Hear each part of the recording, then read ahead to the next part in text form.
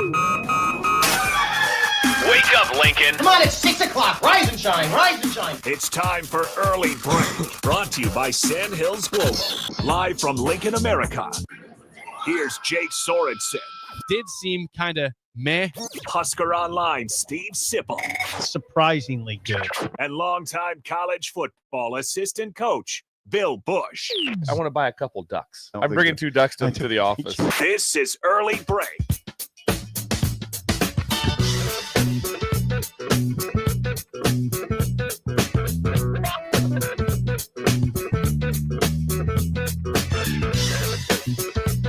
Happy Friday to you. Steve Sipple out. Jake Sorensen. I am living with you live from a house in Kansas City. Bill Busch in the studio. Bill, how much sleep did you get last night? Over, under 3 hours of sleep? Oh, I got over that. Yes. Yeah. Beautiful. That. Yeah, I got was able to, but I did end up watching the entire game. Okay. The game stayed interesting, obviously. So I was able to watch the entire thing. They had to do they took care of sugar. So probably got to bed at 1. 1 a.m.? Yeah. So okay. So probably 3.5 or so. Okay. 3.5 to 4. So I'm fine. Yeah, I think a lot of Husker fans probably had less than that. So, but no, good to go. I'm going to guess a lot of Husker fans are on low sleep. I think I got to bed around 1:30, 1:45. I actually got back to the house I'm staying at respectable time. I'm going to say right around 12:30, 12:45. But it must have been very functional getting people out of the parking lot. Then I think I got to give credit to Arrowhead. I think a lot of people were complaining about a lot of things, as people do. But we parked pretty close to an exit and got out. I would say from the time we walked out of the stadium, which was probably 5 minutes after the game ended, walked to the car, we were out of the parking lot in 10 to 15 minutes max. It was not bad. So pretty smooth. In our drive to our house we're staying at was probably 20, 25 minutes max. So I got to say, Bill, I'm impressed in terms of our ability to get out of there. I was guessing we wouldn't leave the parking lot till 1:30, but left by midnight or 12:15. So not bad. Not too bad. Sounded as if going down was some of the problems that we had discussed. Yes. That there was not. I couldn't imagine. Also, I don't know if anyone's aware of this, but I-29 is not just a corridor for Nebraska to go to Arrowhead. So there's other vehicles that might just be traveling on I-29 that got caught up in this mess. I just wonder who those people were. That would be the one that would drive you the most nuts if all of a sudden you're stuck in traffic and can't get out of it, and your day just went 8 hours longer because of a football game, and you were just trying to be a semi driver, right? Exactly. Trying to do his job. And I just wonder how much aware they were of those situations going on, because there was a lot of concern going on from the reports I was getting. Yeah, it was bad. I mean, we left Lincoln at, I'd say, 9:45, and I appreciate Bill for the Breakers texted me and Nick, Big Swim, in a group chat, wanting updates. You want to make sure we had a safe travel. I texted down some updates. I want to see where you're at. I'd say you texted several times because, yeah, the traffic was horrible. What's typically a 3-hour drive, even we left early. People left around 11, noon, 1 to get down there. We were 9:45. We pulled into Kauffman Stadium, which was right by Arrowhead, for our Blur Events party. We parked at 2:05. So it's 9:45 to 2:05. It was well over 4 hours, which is not the typical drive to Kansas City, but made it through. The Blur parties was fun. A lot over 2,500 people stopped by that, which is awesome, and got to the game in time. So can't complain, Bill. I mean, I'm sure others were late to the game or were caught in worse traffic. As you point out, that I-29 is busy regardless of a football game or travel. Rush hour combined with road construction, combined with extra rush hour of football traffic. I can't imagine the nightmare people went through in that 4 to 5 to 6 p.m. time range on I-29. It all could have been handled easier. Just open up the parking lot instead of at 3:30. Open it up at noon, and you don't have any problems. And I just have a hard time believing it was going to be. We open at noon, it's going to be mass chaos. There'll be all kinds of fights in the parking lot, and there'll be, the police can't handle it. I just don't see it, and it makes no sense to me. I'll give them credit. They said 3:30 was the time. I believe that me and Nick can attest that we saw cars getting parked in the 3:05 range. They opened it up, I believe, 25 minutes earlier than they were supposed great. to. Yeah, nice. so, Thank hey, you. Appreciate 25. that. I'm just going to give them 25 minutes, Bill. Some kudos. I mean, yeah, I'm not. earlier. No. No 25 kudos. minutes isn't All enough. right. No. All right. That's fine. But regardless, it was a great crowd, and we'll get to roll call here in a second. But Nebraska wins 20-17. We'll have a breakdown throughout the show of what this game means and just all about it. I will say this, Bill, you and I are big on weather. We're big on all that stuff. I don't think I've been to a more pleasant weather atmosphere ever. There was no rain. There was hardly any wind. It was 74 degrees. It was basically a Bill Busch paradise out there. Maybe a little warmer than what you'd want, but 74 I'd like it about degrees. 2 degrees colder, 2 but degrees. yeah. But no, it looked incredible. It was on awesome. TV. It looked really good, and obviously the crowd looked tremendous for Nebraska. So yeah, it was a couple times they showed. I think there was 4 fans there that I saw from Cincinnati. They kept showing the same 4 guys. They kind of had front row seats. That's what I saw. It was 4. Did you see more than that, Jake? Bill, you mentioned that. I'm glad you mentioned that because I think in the early fourth quarter, like they tried to make this look like on the video board it was a Cincinnati home game. We all know it was 98% Nebraska fans, 99, but they had video elements showing Bearcats highlights, not Nebraska, but just Bearcats highlights, and then. Like in the early fourth quarter, they were doing the thing where they panned to the fans in the stadium, and it was funny because usually for Nebraska you could go for hours on that. They panned to like 2 groups of fans of maybe five people each, and then they panned to the band and the cheerleaders, and then one more group of fans. Like that's all they had to. Out of 5 shots, they had to go to the band and cheerleaders because they didn't have enough fans they could find in the stands, like to highlight, hey, Bearcats fans are here. So, yes, our Mo Egger, Tony Pike, their thoughts. They nailed it. Yeah, on low attendance was correct. I don't have a number, but I did see probably in the concourse, I'm going to say 5 to 6 Bearcats fans throughout my time in my section, or at least in the 300 level, walking around. So there were some.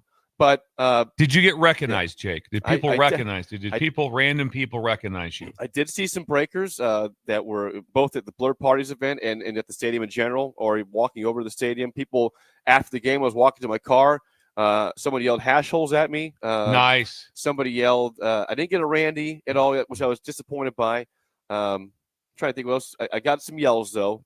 But yeah, it was fun. And I didn't know all the breakers. I didn't talk to the 2 of them in the concourse. I was rushing to my seat at that point.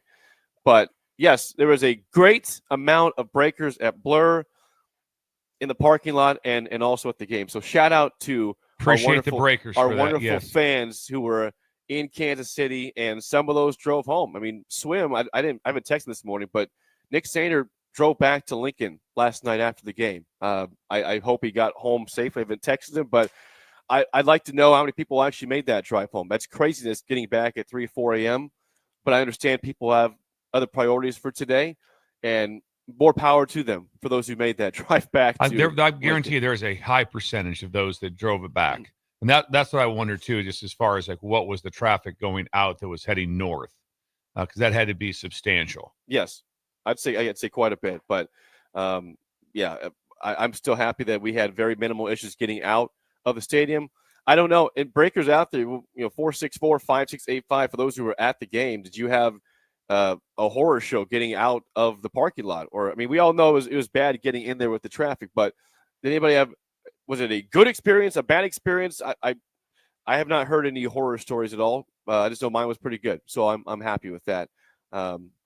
But yeah, Bill, anything idle chit chat from yesterday, but besides the football game, before the football game, you want to address at all? You know what? No, it was there were several other situations that business things that I had to kind of take care of yesterday, and then mowed the yard. Nice, which nice. was fun. I had a chance to mow the yard and had a chance to watch some other football, but it's pretty not eventful. I really don't have much. Okay. I don't. It was like there wasn't much going on with that at all. But like I said, it was a great day here in Lincoln, like it was down in Kansas City. And mowing the yard was nice. I mowed that, and I had the TV on in the garage, so sometimes I could see the TV when we mowing the yard, see what was going on as I was watching the Boise State game against South Florida, which turned into a complete dominance. 34-7. What happened there? 34-7 They hit a South great Florida. fake punt on him, which is very impressive. But the biggest thing that stood out for me, just watching what was the one thing, be quarterback play. That was the one thing, was quarterback play for Boise State was really poor. And if you watch that game, that it almost knocks them out of the playoffs, Boise. You know, the one loss like that will be a tough one, and they still have Notre Dame coming up. So they're going to have to, you know, to go 10-2 or 9-3 like that, probably tough. And there's probably a loss or something in there somewhere for Boise. You're watching it, it wasn't impressive. They hung in there decent on defense, and then just they couldn't hold up any longer. But the thing I took from that right away was Boise State was ranked 25, and they're in no way the 25th team in the country. They're somewhere probably about the 50th ranked team, and that's what's always interesting about the early rankings of teams. And you stop and go, and it's like, wow, there'll be a lot of them that'll come up. So the rankings won't start to look like they're actually real until about week 4 or 5. Yeah, that was a stunning score. I mean, I'm not surprised to see Boise State lose. 34-7 was stunning. I would say this, Bill, idle chit-chat before we move on to roll call. I do not get stunned very often by many things in life. I don't get overly surprised. There was a moment prior to the game, not related to Nebraska football, that I think I was speechless for 15 seconds. I saw the breaking news of Micah Parsons getting traded from the Cowboys to the Packers. 4 years, $188 million, 2 first-round draft picks going back to the Cowboys, and Kenny Clark, defensive tackle. I frankly could not believe that I saw that, Bill. I mean, you're not a huge NFL guy. You know how it works, though. The Packers are not big spenders. They don't make flashy moves like that. I could not believe that happened prior to the game. It was the biggest surprise I think I've seen in the NFL in quite some time. To say you're shocked was everyone was. It was like, what? I was like, what is happening? I never thought here? that would happen. Also, I it's also from following it, and I wish I would, and today I will dive into a little bit more and like to listen to some of the experts in the NFL world, because it just seems as if Jerry Jones made some really good offers. He offered him the highest paid amount, non-quarterback. And so it wasn't like that they said, no, we're just not doing that. We're not negotiating. We're not doing that. There were offers made that were really good towards him. And I have a hard time. I mean, if there's somebody that pays people, is Jerry Jones pays people. I mean, that he's never been known like, oh man, that's just how they do it. I mean, there's certain teams that are known for how they operate, and that's never been the Cowboys.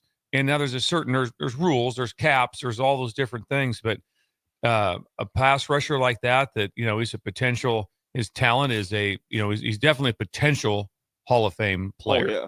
Potential. He's not gotten to anywhere close to that yet, but it was shocking, and just probably kind of when it hit. And I think I said that right away, the first thing you think in my mind, if you're a Cowboys fan, which I think, Rudy, are you a Cowboy fan? Not. He wore the jersey the other day. That's what threw me. Yeah.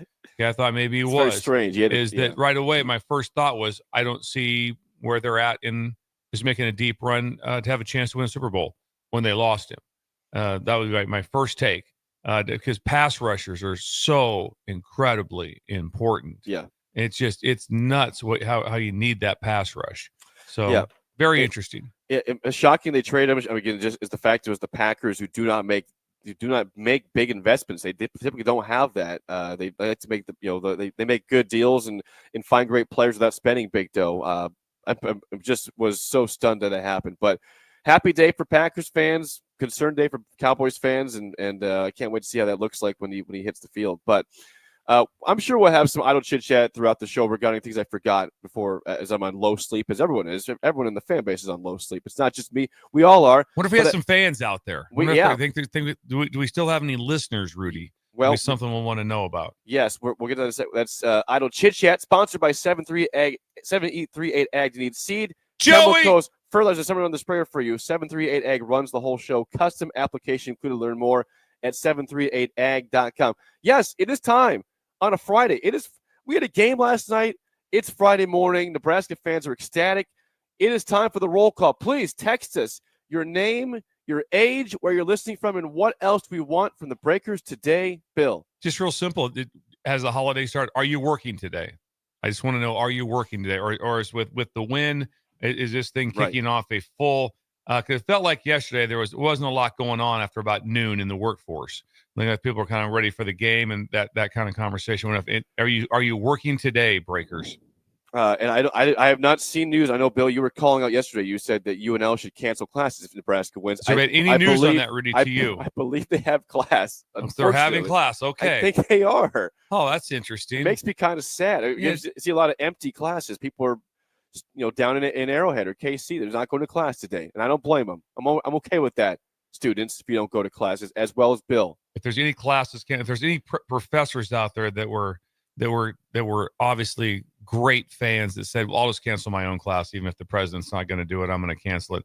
I'm going to imagine you're going to see a pretty slow amount of people. We get quite a bit of traffic here at the station. Yes. Of students heading to class.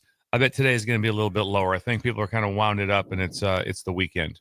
Here we go. We got some response, Bill. 464-5685. Les in Lincoln, age 73. Lincoln on his way to fish right now at the lake. Good start to the nice. day. Wonder what lake he's going to. Let us know. I don't know which one he's at. Justin and Hickman, at age 37, working right now. Tulane Tanner in Lincoln, another Lincoln person. He's working. Yes. Vince in Napa, California.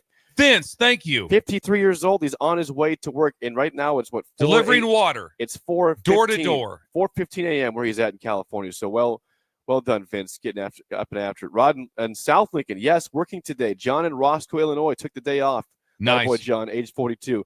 Corey at Duncan Aviation, 55. Nope, not working today. So no one's making airplanes today. If you need an airplane today, or if he's doing airplane sales and you need an airplane today, might want to push back, get a hold of Duncan on Tuesday. Give him a shout after Labor Day weekend. Yes. Kyle in Boston, Massachusetts, age 22, half day today. Half day. Kyle. Nice. Travis in Panama City Beach listening to us. Good morning, boys. Great win. I'm retired. I don't work anymore. Good for you, Travis. You're the man. So he's not working today. Jason Soresco, yes, unfortunately working today. Probably at Ernie's. Officer McLeod in Columbus is patrolling the streets of Columbus right now. Right now. Is there anything going on up there we should be concerned with? Right. Was there any party still going, Officer McLeod, from last night's win? It's very possible the party's still going. Reed from Des Moines is up with this. He's got something for his daughter this weekend, a USA skateboarding event in Des Moines. How about that? It's in Des Moines. So it must be I wonder if it's like the half pipe. I wonder. It might be. Jay in Colorado with us. He's working his butt off in construction today, he says. It's not just working, but working his butt off, he says. Dang. Jay in Colorado. Doug in Idaho with us as well. He's retired, so we're not working today. Cherry Bomb working in Milford. The Bomb. Chad and Kyle, Texas with us. MT Westy. We've got Bill and Bennett mowing the yard today. Does that work to you, Bill? That's going to count. Yeah, it's going to be. I tell you one thing right now. In Bennett, get your stuff done. There's chances some rain. Looks like get your yard mowed right away. So I got mine done last night. Boom. Sandmaster in KC. By the way, I'm at Sandmaster's house right now in Kansas City. That's what house I'm at. Sandmaster. Is Sandmaster up? He is. He says I'm not going to work today. He is up. He's watching the show in the basement here. Nice. He's got the show up. He's watching me and Can you see him? Can you see him live? I cannot because I'm in a room trying to stay as quiet as I can without being quiet for the show. People are still sleeping. He's downstairs. The door is closed to my room here, but he's watching on the video broadcast as he's ready. He's pumped after last night. In fact, we got back and we took a celebration shot at 12:45 a.m. Bill, we did that nice last night because that's what we do. Brian in Toledo. An hour and a half. He was making that long drive to Champaign. He was doing the trip to KC and trip to Illinois. Big day. Hour and a half to go to Bloomington. He says driving all night long, which does not sound fun, but they're still with us. So thank you for being here this morning and driving. John DeWitt with this traveling salesman Ben is working in Illinois. I'm going to YouTube now, Bill, real quick before we move on. The Tube. Andrew in Lincoln just woke up for work. He'll make it. He'll be fine. Thank you, Andrew. Bolt is with us. Our friend Bolt. He wants people to push the like on the YouTube broadcast. Thank you, Bolt. He's with us as well. Thank you. He's promoting. He's always promoting, Dave is. Thank you. Brown in Ely, Iowa, 47 years old, going to work in Iowa City, GBR, in enemy territory. All right. Way to hold down the fort there, Brown. Rod in Youngstown, Ohio. Yes, working. Age 68 there. Dustin with us. Bob is trucking through Iowa on his way home to Illinois. It's a different one. the different person there. Then I was driving through the night. Albert, Nels in Montana. The Breakers are here even on low sleep, Bill. They're supporting us. We're supporting them. It's I just want to say thank you. I mean, our Breakers, this group of listeners are incredible, and they come through thick and thin. So we appreciate you guys logging on today or listening live, whatever you're doing like that. Thank you very much.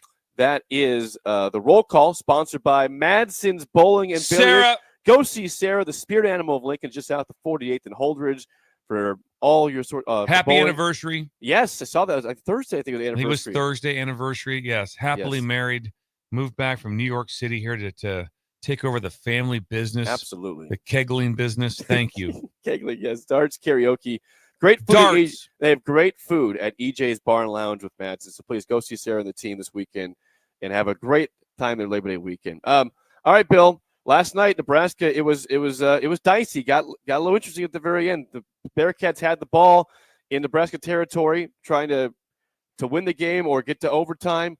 Huskers get a big interception from Malcolm Hartzog Jr. in the end zone on a deep shot from Brendan Sorsby to clinch a 20-17 win. There's a lot to get to from this game in regarding a couple penalties early on that hurt Nebraska. A big one at the 1 yard line, a false start, which drew my ire on the group chat. We won't repeat what I said on the group chat. You weren't happy. Not happy at all. And if you were in my section at the game, if you heard someone yell loudly, that Did you was boo? me. I did not boo, but I was definitely animated at that moment because I knew it was going to likely be a drive killer as it was. It led to a field goal instead of a touchdown for Nebraska. Still a 13-3 lead at halftime. Nebraska, of course, they win by 3 points, but I want to address a couple things here, Bill. And I mean, you watched this game, and I'm curious. You mentioned already this whole week that week 1, week 0, weird things happen. It's your first time playing an opponent. It's obviously you've been practicing all fall long against your own team and fall camp, but weird things happen in game 1. I didn't think it was an overly weird game. I don't know. Did anything that you saw like surprise you from last night from either side, or just any sort of anything that stood out that was surprisingly in a bad way from this game? No, because organization-wise, when you were watching, it was two prepared teams, which you didn't see with a lot of timeouts having to be called because they didn't have the right personnel in the game, or they had problems with substitution, or like you said, there's all types of just little errors that are made. Those things weren't happening. So it was meaning like pre-snap awareness plays. That didn't take place. There was some offsides by Cincinnati due to crowd noise, different things that happened. But no, when you were watching it, it wasn't a bizarre game of like, what is going on at all. There was never a time that was happening. It was a slower pace game. There was one time in the first half where they went like back-to-back timeouts. Yes. And it was like because the game was just going fast. There was running the ball. They were huddling. All of a sudden, it's like, we're not even able to get our commercials in. Well, then the game changed a lot from that time. The game it took forever at that point in time. But that was different. But other than that, no, it was a very clean game by really on both parts. Just watch them in and out.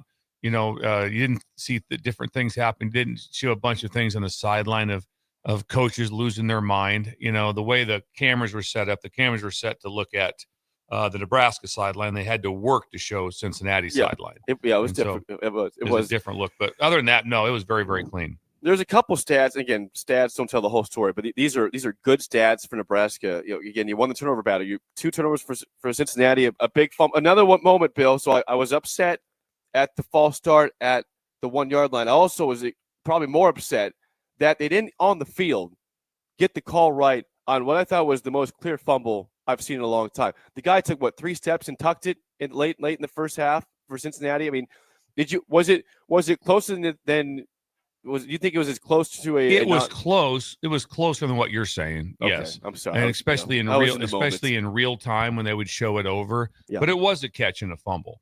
So they got the ruling right. But that wasn't shocking that maybe was ruled incomplete. It wasn't shocking to me because it had a chance for review.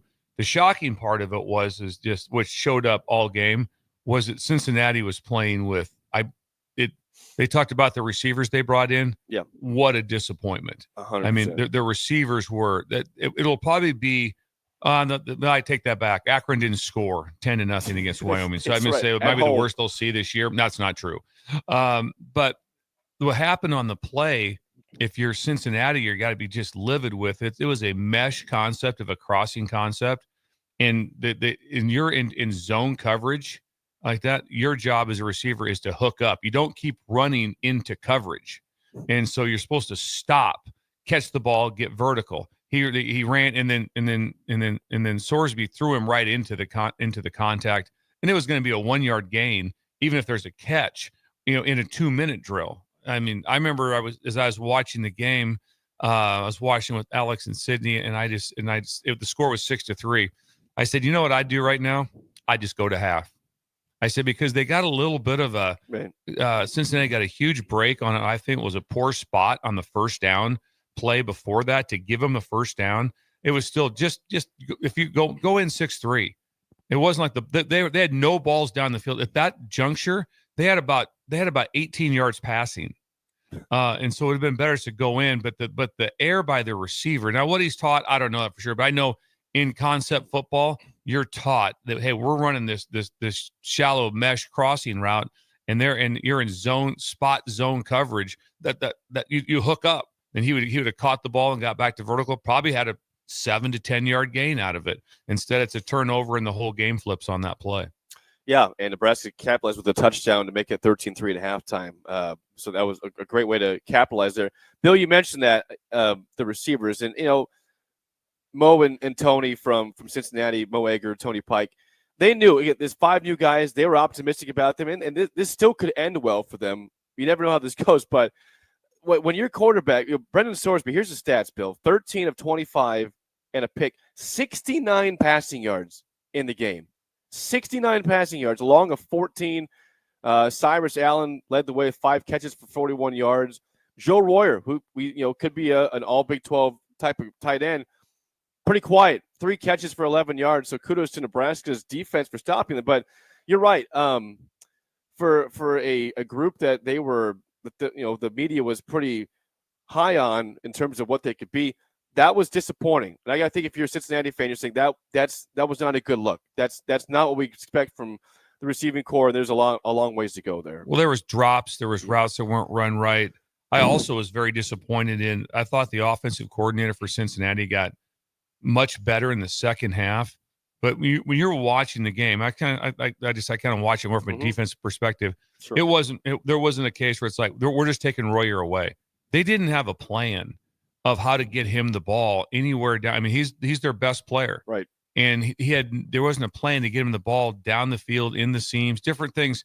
It just wasn't there. And also they didn't help their receivers either with trying to create some free access throws, which you can create by formations, bunch formations, double stack formations, different things. Even that last drive, it was like they did not do anything for him to help him at all, because Sorsby can throw it pretty well. I mean, he missed like everyone did. They had a couple of missed-thrown balls, but he's pretty talented. And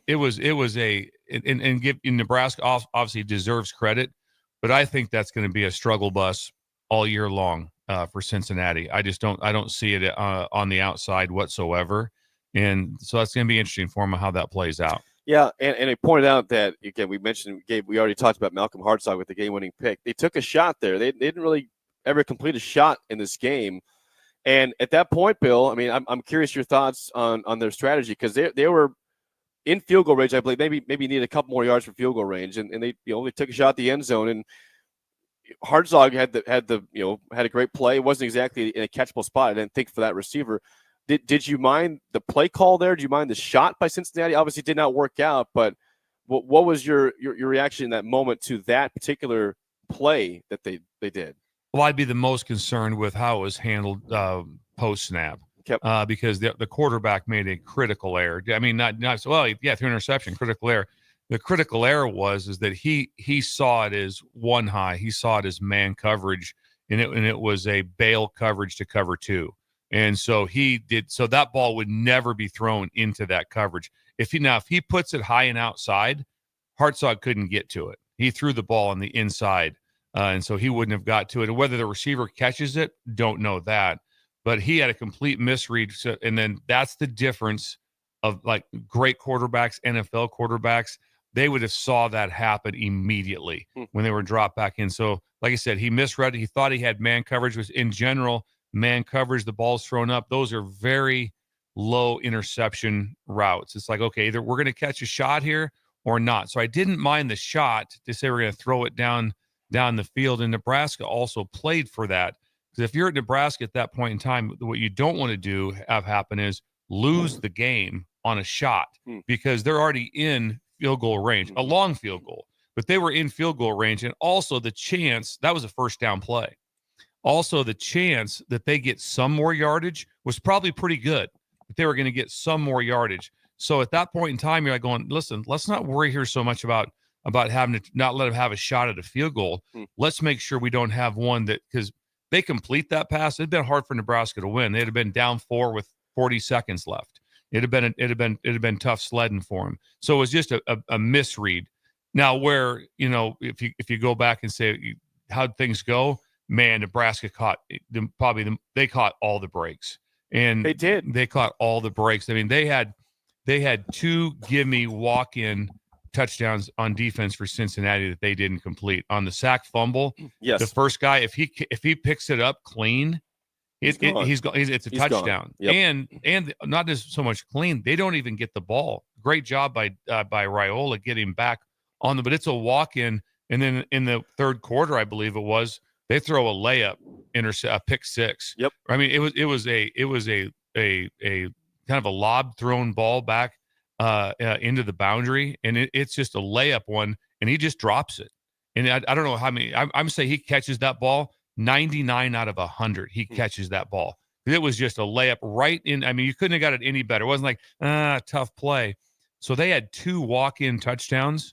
The both in Nebraska on the one where they on the sack fumble where they could have scored on. Nebraska scored that drive.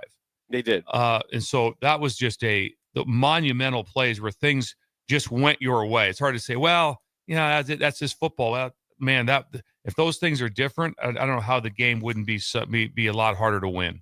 That's why, though, Bill. I mean, this fan base is and the coaches and players, close games have eluded Nebraska in recent years, and it's just a variety of issues. It's not the same thing every game.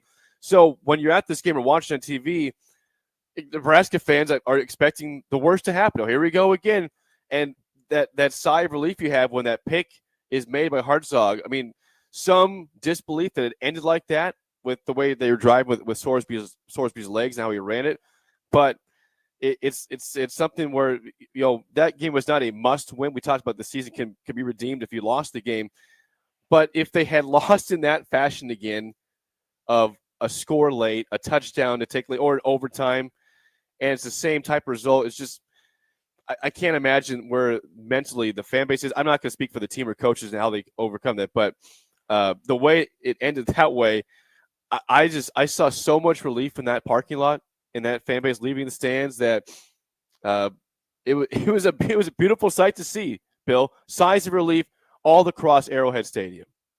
Yeah, I would imagine the narrative across the board is going to be great win.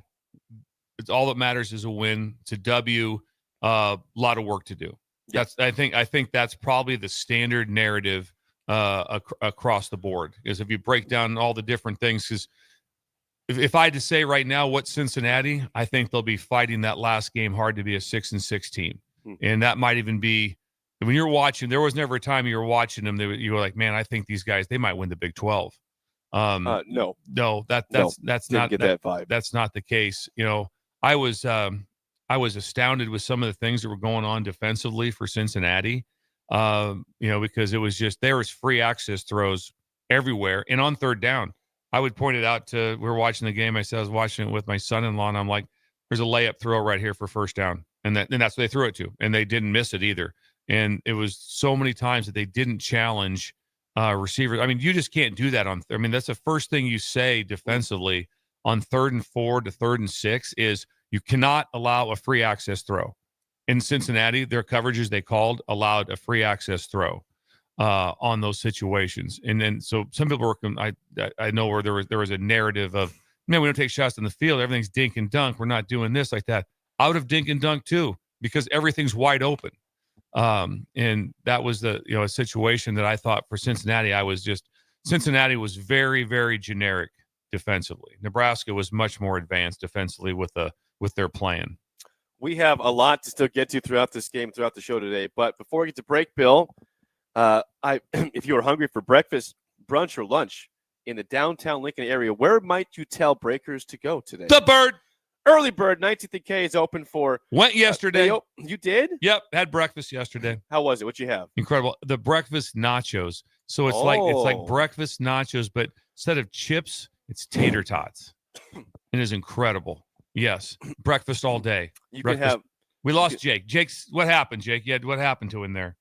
Am I here? You have me? No, we have you. No, you're like coughing or having a meltdown there. I did. I'm sorry about that. Well, you can have a variety of options like breakfast tacos or breakfast nachos like Bill had. You can have pancakes, waffles, and, of course, chicken fried steak, which is smothered. There you go, Jake. And don't forget. Rudy, get ready. Don't forget, Rudy, if you want to really make it full experience, you can get the world-famous hash holes. Hash holes. Rudy. Hash holes. I even warned you before. Rudy, you nodded your head. I said, are you ready? What happened? Why, we're gonna Rudy, go one more what time. happened? I'm sorry. No, it's okay. Rudy. Delayed's better than never, Bill. Exactly. It's all right. Stop by Early Bird today, 19th and K, downtown Lincoln. Open till 2 o'clock every single day. We'll take more of your texts. Give us your thoughts. 402-464-5685. More next to Early Break in the Ticket.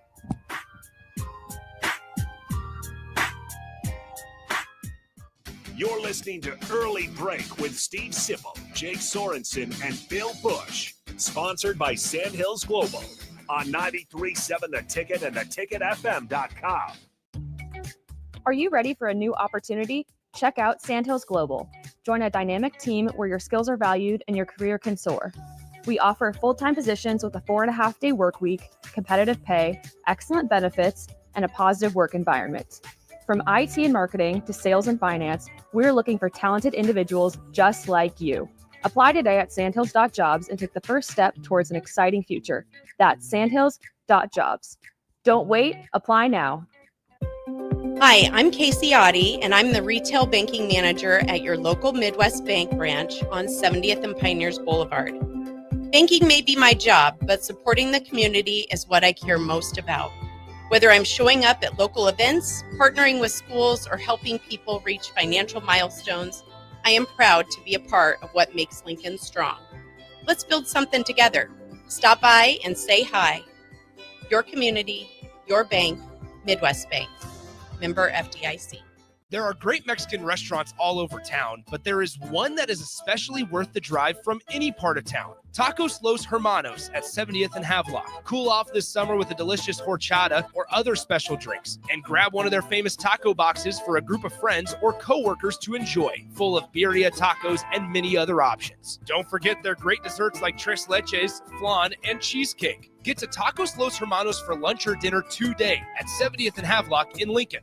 Bring new life to metal treasures with Kaiser Blasting and Coatings. From railings and fences to outdoor furniture and unique antiques, their expert team removes years of rust and weathering, then finishes each piece with a lasting powder coat. Trusted by industries across the region, now local homeowners and businesses can experience the same professional care. Visit KaiserBlasting.com or call 402-421-3559 to request your quote. Restore, protect, and make your metal shine like never before with the help of Kaiser Blasting and Coatings.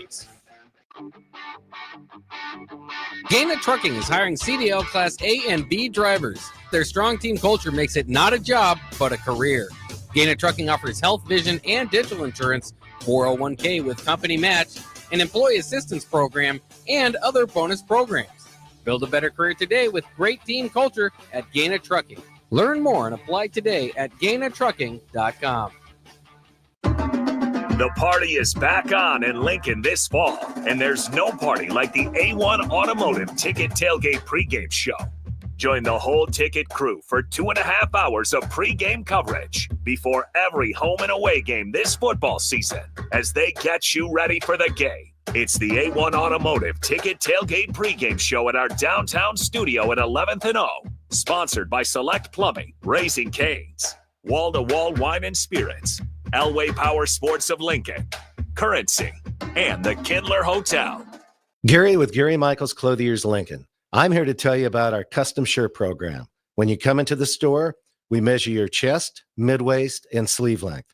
Enter the measurements in an app, and we create your data fit size. You then try on one of our 99 data fit shirts for the proper fit. After that, pick out the fabric, collar, cuff, placket, and in roughly 2 weeks, your shirts are delivered at the same cost of buying off the rack. And by the way, the neck fits too. Gary Michaels Custom Shirts at 56th and Pine Lake Road, Lincoln. Bagels and Joe is the perfect place for breakfast or lunch in August. Try their brand new S'mores Cold Brew with graham cracker cold foam. Also try a S'mores croissant and add cake batter cream cheese to any bagel. 4 locations in Lincoln and 1 in Seward. Bagels and Joe.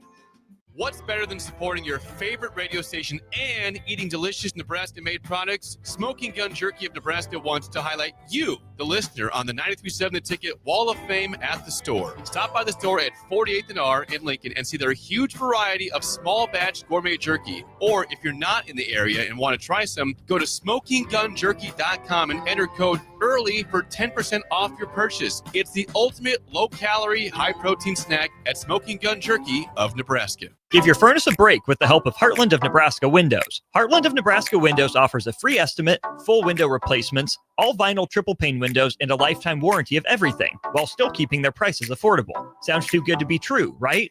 Heartland of Nebraska Windows is locally and family owned with their own team of installers. Give the window experts at Heartland of Nebraska Windows a call today at 402-430-3852 or visit them online at heartlandofnebraskawindows.com. Elevate your home or business with the help of Heartland of Nebraska Windows today. 93.7 The Ticket, Fox, KFXL weather. Sponsored by John Henry's Plumbing, Heating, and Air Conditioning. The Lincoln forecast for today, patchy fog this morning. Otherwise, we'll see partly sunny skies with light wind. An afternoon high around 82. Tonight, a slight chance of showers and storms. Otherwise, partly cloudy skies, a low around 63. Just tomorrow, showers and thunderstorms likely throughout the day. The high near 76. I'm meteorologist Kyle Fletcher for 93.7 The Ticket, ticketfm.com. We're on the air. Back Well, party's starting early today, isn't it? to more of Early Break Simple, you are an idiot. on 93.7 The Ticket and theticketfm.com.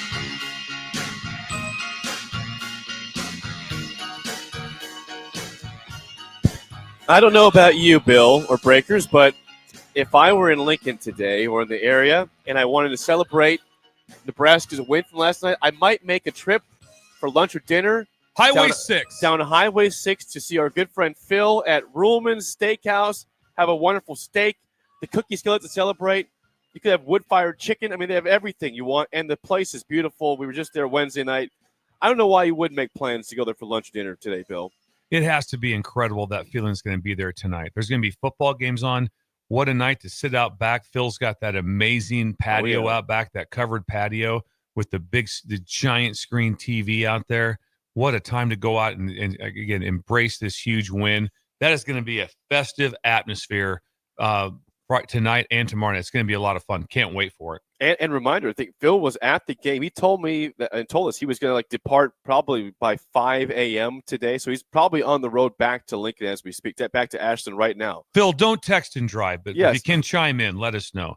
You have someone like that. If there's somebody that could if in your vehicle could grab your phone and text in to let us know your location. Probably right now he's probably already back at work, knowing Phil. He's probably already back in there.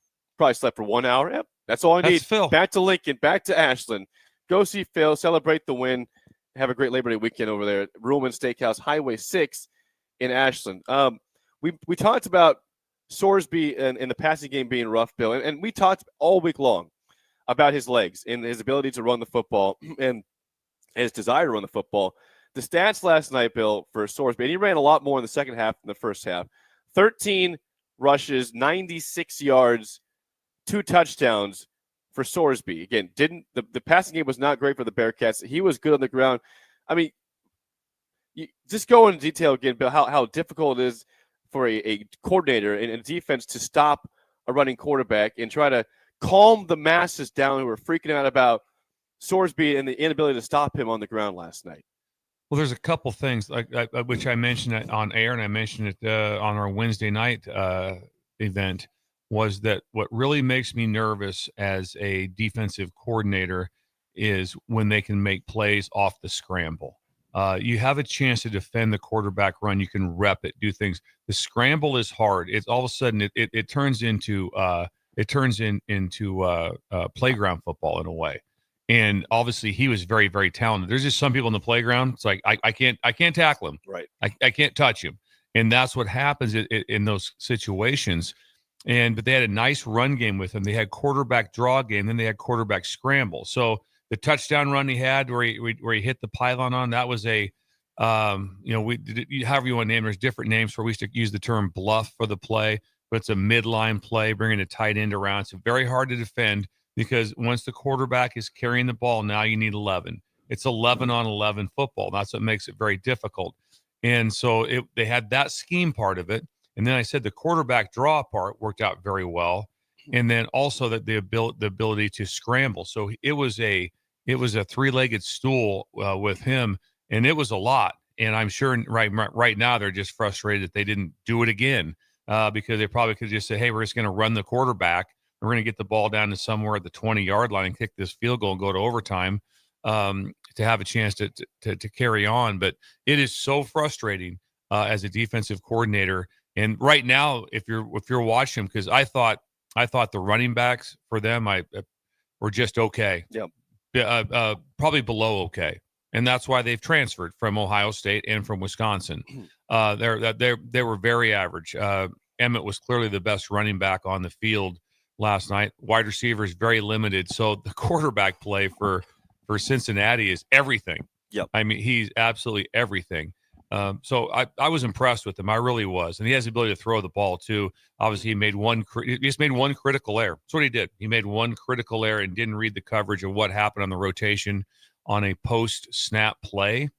But that is frustrating, I'm sure, for Nebraska. I think they had 200 and some yards rushing, and they did run the ball a little bit better, even with their running backs in the second half. Yeah, Cincinnati, Bill, they had 30 carries for 202 yards, average 6.7 yards per carry. And if you're looking at, again, Nebraska fans are happy they won the game, but there's some concerns saying they didn't do the best job stopping the run. And like you said, Walker and Pryor, not great running backs. I was disappointed in them. I really was. There's no ability to make somebody miss in space. There was one run, I guess, early on that I think they made Singleton miss. I think it was the first drive, if I remember, did that. But I was disappointed. I was expecting more from listening to Mo and Tony with what these running backs looked like, and that wasn't the case. Tommy Walker, 7 carries, 53 yards, average of 7.6 a carry. Evan Pryor, 5 for 29, average of 5.8 a carry. They didn't really try that. I mean, those guys, 12 carries combined between them. Emmett Johnson had 25 carries for Nebraska. Yeah, I'm shocked that they didn't, just because they got into a little bit of two-back shotgun. It was a pistol with an offset, and they got into a little bit of that look. And there were several times it was 2nd and 5. They were running the ball, and they could have held with that a little bit more as they went through. I think that when I was driving in this morning on a difference on the national station, they were talking about what they thought of the game and different things. And the thing that stood out the most was probably D-line I want to say D-line, defense, because I don't want to just say it's on the D-line, but I think there was 2 TFLs and no sacks. Correct. You're right. So the limited number of TFLs to make negative yard plays. I think Cincinnati would have had, I don't know what their TFLs were, but I imagine there was probably 5 or 6. They had 3 sacks, I believe. They had 6 TFLs, 3 sacks, 6 TFLs for 16 yards. Nebraska, as you said, 2 TFLs for 7 yards. That's it. So that'd be concerning. Negative yard plays, knockback on the defensive line is something that you're looking for to create a lot of havoc for 2nd and 12s in those situations, and that wasn't happening at that time. And then I also felt that that up front, Corleone was a good player. To say that he's a slam, he's not a first-round draft pick, but he's a good player, probably an NFL player. The other ones, other D-line, I thought was just okay. I don't think Cincinnati has a D-line that I looked at it and said that this will be one of the better ones in the Big 12 besides their nose guard. Dante Corleone, Bill, 1 tackle. That's it. 1 quarterback hit, 1 tackle. That's all he had in the game. Yeah, For a he had guy one pressure at that. And then also Nebraska outcoached him for a while because Nebraska went big, kind of a 12 personnel look with bigger bodies in the game. And they stayed in their 3-3-5 looks. They had a 0 nose and then 2-5 techniques, and they were getting crushed. They mentioned it on the broadcast. Like they were able to adjust to that and got out of it. But there was for a while they were not sound. And like I said, I mentioned some things with the coverage of free access throws. There was a couple times I'm like, it just didn't add up. And for Nebraska's sake, I didn't see those times where it was like, I don't understand at all how Nebraska's lined up or why they're doing this at this time. And I felt that about Cincinnati. If you have any questions at all regarding the game or comments, 402-464-5685. Texas, as always. When we come back, though, Bill, we're going to do Song of the Day. Song of the Day is next. And Rudy's got it. Rudy's got Song of the Day. We'll see if Bill likes it or not. Because let's see what happens here. Let's check it out. We'll check it out. Have we heard from Sipple at all? No. Any idea what I sent him the link. I might text him to see if he's awake or not. Yeah, he's not. We never counted on being there. We knew he would. So fans, don't be upset. Steve would. Yeah. He was working last night when the game was over. I said to take Sugar out to go to the bathroom. They started their post game show at 1 a.m. So yes. He's had a long night. Yeah, so he's been long. So we did not expect to hear. But I just want to know if I want a safety check. We'll check on that. Song of the Day is next on Early Break in the Ticket.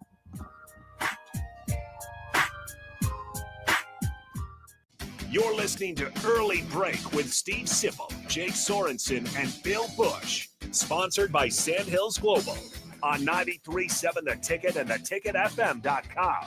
Nebco is hiring CDL drivers for ready mixed concrete in Lincoln. With 3 plants across the city, there are plenty of opportunities to start or grow your driving career. They offer great pay, medical and retirement benefits, paid time off, and they cover the cost of CDL training. Apply today and receive a $2,500 hiring bonus. Since 1908, it's the employees that have formed the company's solid foundation. Start your career today with ready mixed concrete. Visit nebcoinc.com. That's NEBCOINC.com. What's better than supporting your favorite radio station and eating delicious Nebraska-made products? Smoking Gun Jerky of Nebraska wants to highlight you, the listener, on the 93.7 The Ticket Wall of Fame at the store. Stop by the store at 48th and R in Lincoln and see their huge variety of small batch gourmet jerky. Or if you're not in the area and want to try some, go to smokinggunjerky.com and enter code EARLY for 10% off your purchase. It's the ultimate low-calorie, high-protein snack at Smoking Gun Jerky of Nebraska. Lincoln's go-to for fun isn't new. It's a place that's been a staple of the city for years and is only getting better.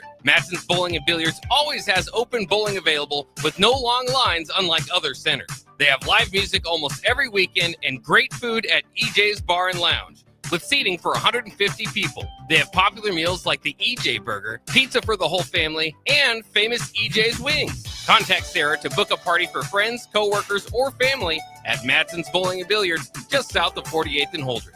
Hi, Sean Callahan here for Koppel Chevrolet GMC. This month kicks off Koppel's 50th anniversary sale. We're celebrating 50 years by offering an additional $500 discount to the next 100 customers that buy a new vehicle. This is in addition to the huge savings already in place. You can take an extra $500 off our discounted price, or we can cut you a check on the spot. Celebrate with savings and see why customers have trusted Koppel since 1975. It's our way of saying thank you for all these years. Unearth the secret to long-lasting tires at Tread's Central Tire Pros, a league apart in commitment, service, and expertise. This isn't just about rubber meeting the road, but trust, safety, and surety converging in perfect harmony.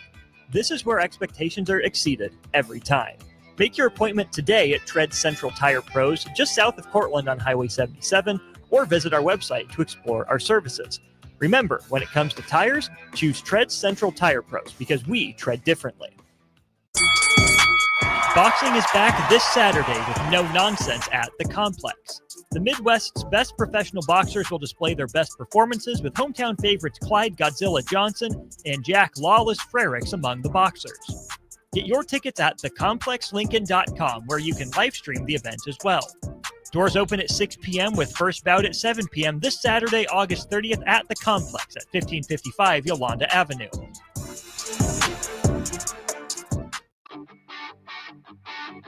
Gaina Trucking is hiring CDL Class A and B drivers. Their strong team culture makes it not a job, but a career. Gaina Trucking offers health, vision, and dental insurance, 401k with company match, an employee assistance program, and other bonus programs. Build a better career today with great team culture at Gaina Trucking. Learn more and apply today at GainaTrucking.com. Select Plumbing and Utility has been serving Lincoln and the surrounding area for 14 years, and they're not slowing down. Select Plumbing and Utility handles all your plumbing needs from faucets and water heaters to full renovations, and they can even help with your heating and cooling needs. They're also Lincoln's underground experts, repairing and replacing broken underground water and sewer lines since day one. Contact Select Plumbing and Utility today at 402-560-6197, assuring excellence in every situation, opportunity, and challenge. That's 402-560-6197. Chorizo Construction is now hiring for skilled craftsmen, steel erectors, concrete workers, and general laborers. Chorizo Construction offers great benefits like premium wages, health and dental insurance, paid holidays and vacation, 401k with company match, life insurance, and disability insurance. They pride themselves on a legacy of 40 years built on integrity and trust. Joining their team means becoming part of a family that values hard work, dedication, and mutual respect.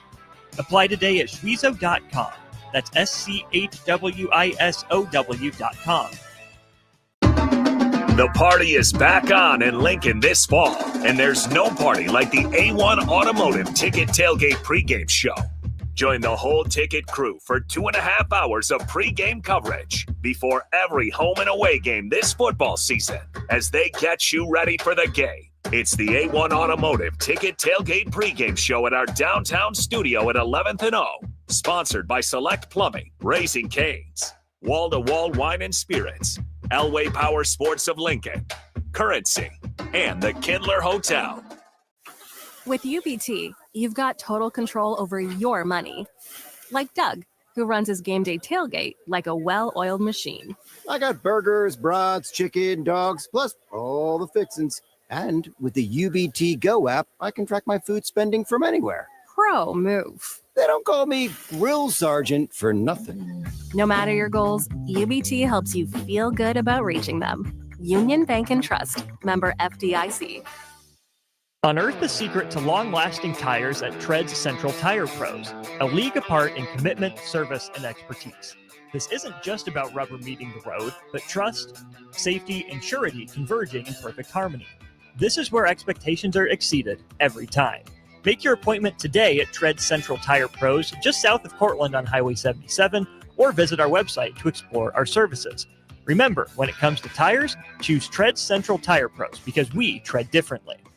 Constructors is now hiring for all positions with pay starting at $23 and up based on experience. Constructors has immediate job openings for mechanics, bridge builders, operators, and drivers. Start your new career today. Constructors offers great pay, health, dental, and vision insurance, paid time off, paid holidays, and so much more. Join the crew today and be a part of Nebraska's oldest paving company dating back to 1908. For a complete list of openings and to apply online, visit constructorslincoln.com.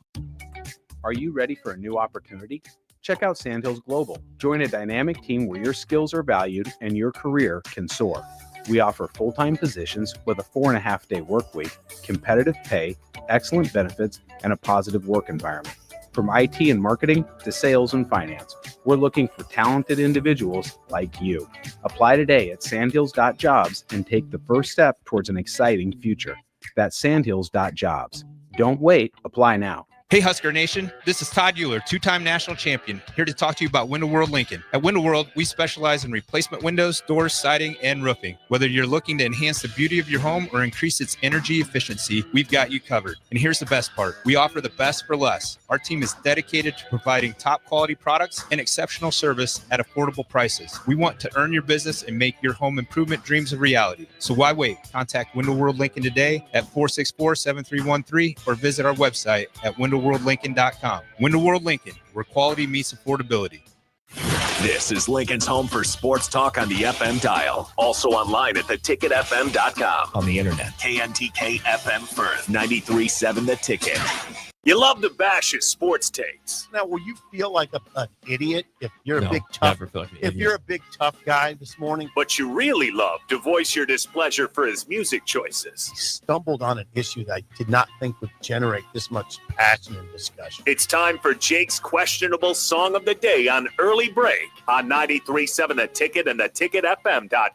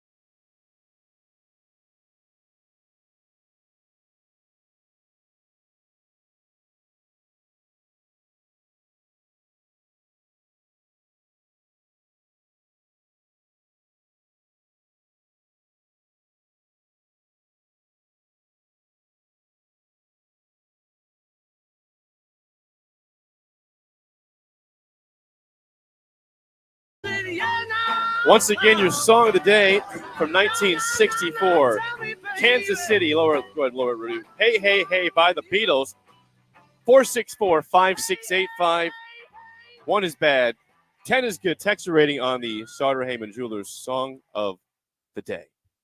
Now, I know you won this one yesterday, Bill, but I did not play it yesterday, so apologies on that. Also, you didn't pick the correct song. What do you mean?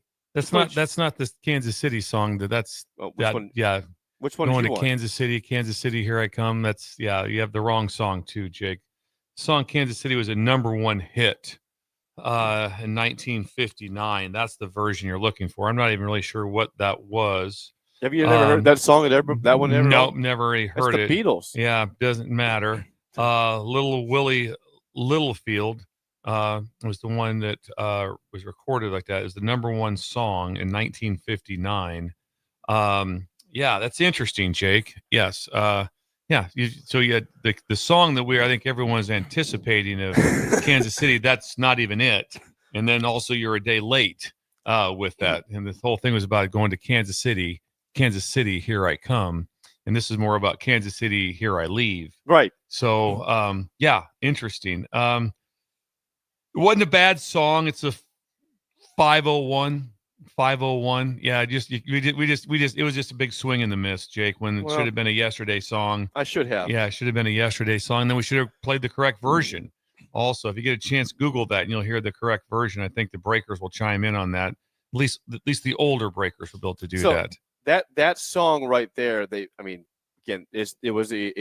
play that song after every KC Royals victory. So it's a Kansas City staple in the sporting community of the I'll give him that then. I'm going to support that. But in your defense of the score, the critical nature, that's not for the Chiefs. They play that for the Royals only. I'm pretty sure. So different ballpark, different sport. I'll take the heat. You just hear that I'm going to Kansas City, Here I Come. Just listen to that song after you get off the air today. Okay, and it's pretty remarkable. It was the #1 hit overall. I would take the but I kind of criticism. it's not a horrible song. Here's the thing: when you're expecting the other Kansas City song yesterday, that's where this all comes from. Understood. That's the whole rundown here of where it's at. I'm going to say Rudy's going to be somewhere in that same area, maybe 599. At that. Yeah, I went 6-7 here. I like the background vocals. It was a really good song. Not a hater. Okay. Thank you, Rudy. It's the Beatles, so John in Southeast Lincoln, 8.5. Rod in Lincoln says that's a 10.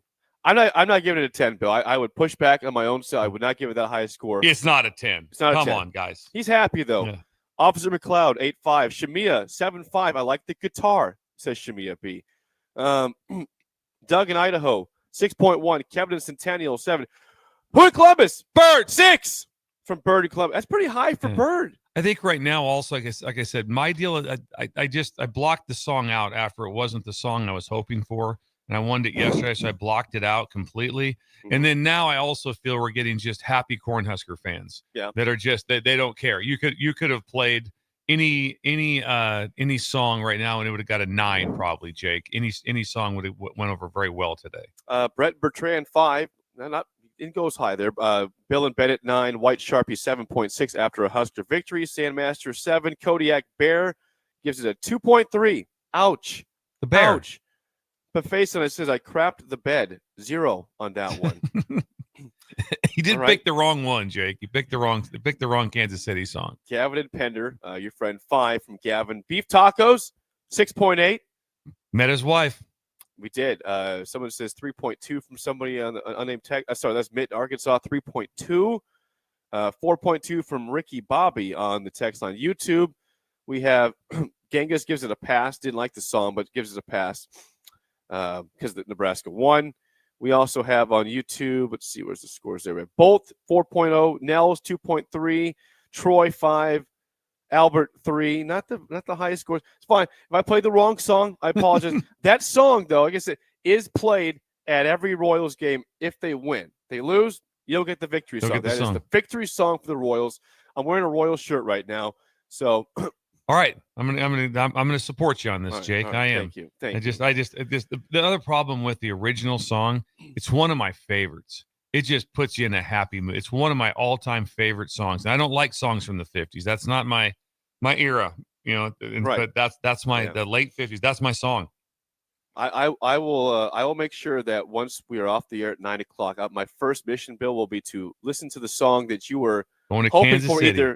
Kansas City, here yesterday. The one you wanted that song yesterday. I just want to, before we get to break in Lee Sterling in the top of the hour. I know, Bill, we mentioned this the other day, but just to clarify, you have to be a happy man because tomorrow you can watch all the football you want with no issues at all with Fox and YouTube. Have you planned out your day yet for tomorrow? Your TV watching? Have you planned it out yet? I haven't planned it much. I'll be honest with you. It's going to say you're looking at like a 14-hour. I won't be done watching. I was on air on ESPN radio with Salt Lake City yesterday. Nice, they had me on. That game kicks off Utah at UCLA at 10 p.m. Oh, wait, and I will watch our time this time? 10 our time. Oh, 10 Bill. p.m. and I will watch the entire thing, and that will be a thing of beauty when you turn on the TV and you see UCLA and Utah on the field. The color schemes will be remarkable. So that's big. And then tonight, you got Baylor and Auburn. And so there's going to be so many great games. This is the best opening weekend I can ever remember. There's nothing even close. You've got 1 versus 2 or 1 versus 3, whatever poll you want to look at in the first game of the year. And it's not like, well, West Virginia's 2. It's just one of those remarkable years. No, it's heavyweights. It's blue bloods. So there is you're going to, and be honest with you, I don't think there's anything, the best game that there is, in my opinion, Tigers on Tigers. LSU, Clemson, Battle of Tigers, Battle of Death Valley, night game in Clemson. I can't, you think things were crazy there? Just imagine that, what that's going to be like with in the fan bases. So there are some games coming up all the way across the board that are big time. Then there's a bunch of ones that are kind of moderately big. They're okay, this is interesting. So I'm very pleased. If not, Jake, I would have had to have got a different streaming. I would have had to have gotten Hulu or something for the weekend to try to watch. I did have a breaker reach out to me with another plan, which I thought was a really good plan, but it was going to be a mess. Last night I had the quad box going just to practice it, make sure it was ready to go. So we did that. So yeah, it's going to be one of those deals. There's a chance from 11 o'clock until 2 a.m. I probably get in maybe 100 steps. That might be it. I just wish I could see that. Yeah, it'll be 100 steps. And then we have a huge, I went and got these heavy foam, giant mattress pads, foam topper pads with blankets on top of them for Sugar. So she can be right there in the living room, laid out like that. And then, My wife Laura will be sitting next to Sugar on the floor on that time because of her surgery, and they'll be watching a ton of football. So we're fired up for it. It's gonna be great. But that messed me up if Fox would have done that. I'm thinking right now, Bill, because I looked at you mentioned the Utah game. So tomorrow night, when you're finishing up your day, it has hours to go. At 9:30, you'll probably have in part of the quad box from ESPN, Cal, Oregon State. Absolutely, great game. At 9:30 also from TNT, you can watch Hawaii at Arizona. Another great one. And then you mentioned Utah, UCLA. That's 10 p.m. Then what's the next one, Jake? On Fox, and Colorado State, Washington on BTN at 10 p.m. tomorrow night. It starts at 11. Now, how much I'd much rather watch Colorado State, Washington 11 a.m.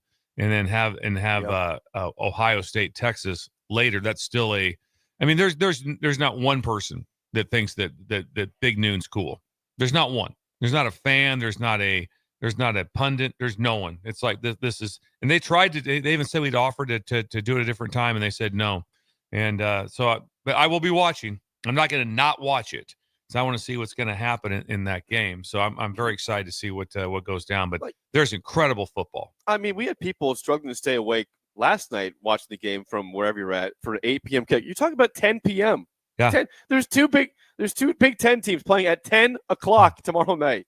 This time. Remarkable. This is craziness. Yeah, and I'll stay up for it too. I'm heavily, like I said, I'm interested in Washington and Colorado State. I'm heavily invested in Utah. That game means a lot to me, and Coach Whittingham and that crew. That means a lot to me, so I'll watch that. And I think the Oregon State Cal is going to most likely probably be a really good game. And so there's a lot going on. So the quad box will be up and going. Focus mostly UCLA and Utah. Yeah. And by the way, before we get to break, I have a SIP update. I've texted him. I haven't heard anything. The update is I have texted him. I've heard nothing back from him. Like we said, we don't expect to see him on the show, maybe in the 8 o'clock hour, if anything. But I have sent a text. I'm sure you have as well, Bill. I need to. I'm not texting him yet, because I didn't text him after the game either. Right. I knew all the stuff that they had going. It was like crazy. And we had a group text going somewhat later in the game that, and I don't know if SIP was part of it or not. I'm not sure right now. But like I said, he had a long night. He had a really, really long night, and we appreciate him that he did the whole show yesterday, because he had to drive down, and he had to work when he got down there. So very impressive. The last text we have received in the group chat from SIP, Bill, was before the game. I informed him I was walking over and gave it an update on what we had consumed at Blur in terms of beverages, and then he was all go time after that. He was dialed in, which we appreciate from SIP. And you bought an $18 beer. Oh God, I had to forget that. Yeah, I have to bring this up right now before I get to Lee Sterling. You want to talk about depressing? Concession stand prices. I'm not going to make a bugaboo, because that's your thing. It's just one thing I have to discuss. Number one, I bought a chicken strip basket, Bill, at the game. It had 3 large chicken strips, curly fries, with tax that was $29. Chicken strip basket with fries. It was $29. Hold it, that wasn't with the beer? No, that was the strips by themselves. It was a nice container. It said, take all the sauce you want. I said, I will take all the sauce I want, because it's paid $29 for this chicken strip basket. It's insane. Now hold it. Wasn't there food at Blur Party? Blur Party, you had to pay. It's a rare thing. So in Lincoln, all the food and beer is covered. At Blur, at this one, you had to pay for your concessions. I could have bought food. Still would have been a better deal than $29 for chicken strip. I wouldn't have done it. Yeah, out of principle. I could have financially probably worked away to make it through my life and still retire and get a $30 chicken basket, but out of principle, I wouldn't have done it. There was some regret there. But then the situation that was bad was I came back after buying an $18 beer. $18 beer. I repeat. And I came back and I gave one to Taylor, my brother-in-law, and I looked down at mine and it had spilled over completely and emptied out. So I got exactly 0 sips out of one of my $18 beers I bought last night, which is very depressing. So if you had your chicken strip basket and a beer, you're $50. Yeah, $50. I probably spent $100 at the game on stuff. And I'm going to spend when I go to events, whatever it is. I'm going to spend. I really am. I'm like, no, I'm not. I'm going to get it. I'm not here that much. I'm not going to all of a sudden be like, I'm not going to enjoy myself, but that would annoy me a little bit. What is it? What's the price of beer at Memorial Stadium, Jake? It's like 13. It's 13. Better. It's not so 18. it's 5 less. Okay. So what are they? 16 ounce? Are they tall boys, Jake? I believe so. Last time it was 25 ounces, which is good. You got, it's a big can. It's not like you're paying $18 for a 12-ounce can. So it's okay, but it was a lot, and I spilled the whole thing. So it was not great. We got to get to break though, Bill, because on the stream up next is our good friend Lee Sterling, Paramount Sports, breaking down all the games of the weekend. I love next hearing hour this. 2 and early breaking the ticket.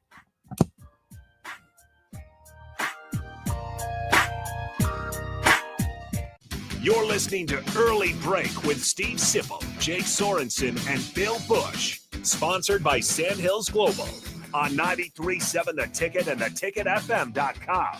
Have you been injured in an accident and don't know where to turn? You need an attorney you can trust to handle your case with professionalism and compassion. The attorneys at Liberty Law Group understand that a call to an attorney is a call for help. If you've been injured, we want to help you. Liberty Law's experienced attorneys are committed to the pursuit of justice for those injured. Call Liberty Law and find out how we can help you get the compensation you deserve. Call 877-42-LIBERTY. Call the trial attorneys you can trust. 877-42-LIBERTY.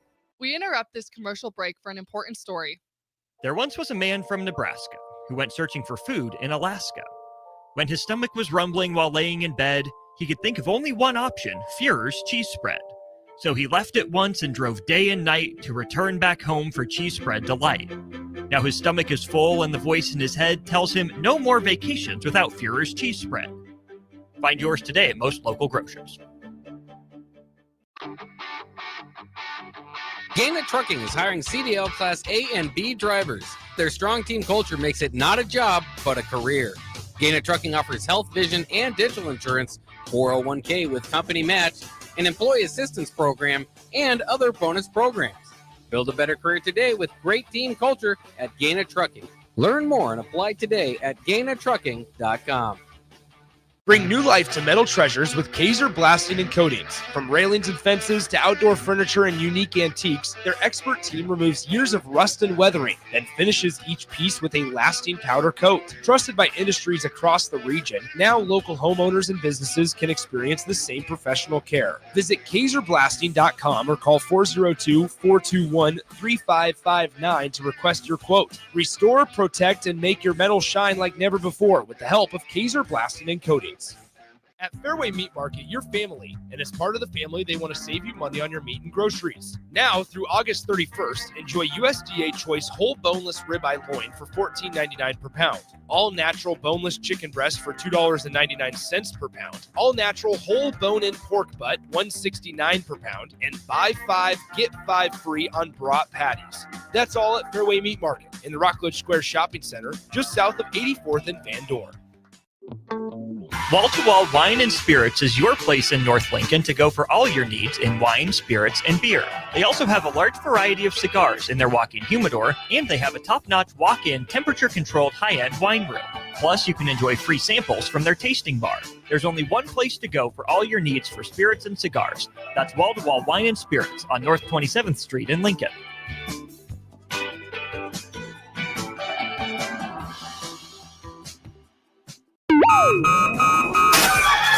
Wake up, Lincoln. I overslept. Damn rooster didn't crow. It's time for Early Break, sponsored by Midwest Bank.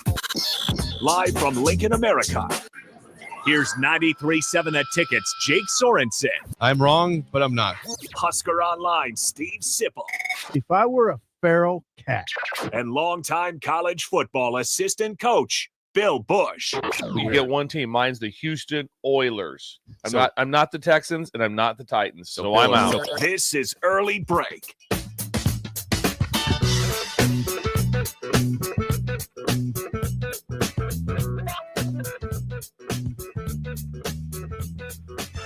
Welcome back to Hour 2 on a Friday. Steve Sipple out today. He might be back in this 8 o'clock hour. He was out late for post-game. I'm Jake Sorensen, Bill Busch with us as well. Hour 2 is always sponsored by our friends at Midwest Bank. Member FDIC. Location in South Lincoln at 27th and Jamie Lane, also at 70th and Pioneers. And we are joined, without further ado, by our good friend, Lee Sterling of Paramount Sports. Lee, good morning. How are you? And let me ask you this. Did you stay up to watch the entire Nebraska game last night? I did, and unfortunately, it was one of the games I lost at Nebraska minus 5.5 points. So slight improvements, I would say. Look a little bit better. Special teams were better, and the fact that no penalties there or turnovers, but I think they're marginally better, but the schedule is set up for them to have a good year. But still, I don't see many next level players on this team. Yeah, I mean, Nebraska fans are happy to not have lost a game. It was a close game, Leah. So there's obviously things that are concerning, but 1-0 is 1-0, which has not been the case every year for them. And they've lost all these close games. But yeah, I think people want to see some more development from Dylan and the team. But what did you see from Raiola, from what you saw? In your opinion, as an outsider, not seeing Nebraska every day, from the quarterback Raiola, anything stand out to you from him? No turnovers. He took what the defense gave him for the most part. He always, it seemed like, would have one or two dumb throws, just trying to get rid of the ball. But he seems to have improved in that respect. But they're going to have to push the ball down the field against better teams. So, like I said, everything looks a little bit better. But do they look like they could contend with the top teams in the Big Ten? Probably not on a consistent basis. One more thing before we move on, Leah. In terms of the other side, Cincinnati, lose 20-17 loss. The passing game, we had heard these new receivers were going to be difference makers. They were 12 of 25 passing for 69 yards. Now the quarterback Sorsby had 96 rushing yards, but that also could be a rough season for the Bearcats. What was your initial thoughts on them, Lee? Well, I maybe some other people thought the receivers were going to be good. I didn't think they were going to be great, but yeah, it's tough to defend against, and Bill can tell you that a dual threat quarterback, and that's what Sorsby was, and he did a good job running the football. But the pass coverage was better, the tackling was better, so. Maybe except for South Florida, you can't expect a whole lot in 1 year. But I like where they're headed. Just think that you got to get a little bit more talent, but at least they're more disciplined. Join Lee Sterling, Paramount Sports. Lee, let's get to our picks of the weekend. You give us picks every single week, as you've done for several years in the show. We start off in the Big Ten. Michigan State, 19.5-point favorites against Western Michigan tomorrow. What are your thoughts on the opener for Jonathan Smith and the Spartans? Well, I think that Jonathan Smith, at least he has now an experienced quarterback, and that's very important. You got to have a guy that can push the ball down the field. He does make some mistakes, but you got to think through experience, he should be much, much better. And Western Michigan kind of decimated on the fronts here, and that's where I think Michigan State will probably have the edge. I just can't lay close to 20 points with a Michigan State team that has not scored on a consistent basis here. And we saw, some of these MAC schools play their Big Ten counterparts tough last night. I think Michigan State wins something like 34-17, but almost 20 points, just probably a little bit too much. 34-17, Michigan State wins, does not cover against Western Michigan. Next up, Michigan, 36.5-point favorites against New Mexico. Big spread for the Wolverines. Can they cover that within the first game of Bryce Underwood, Lee?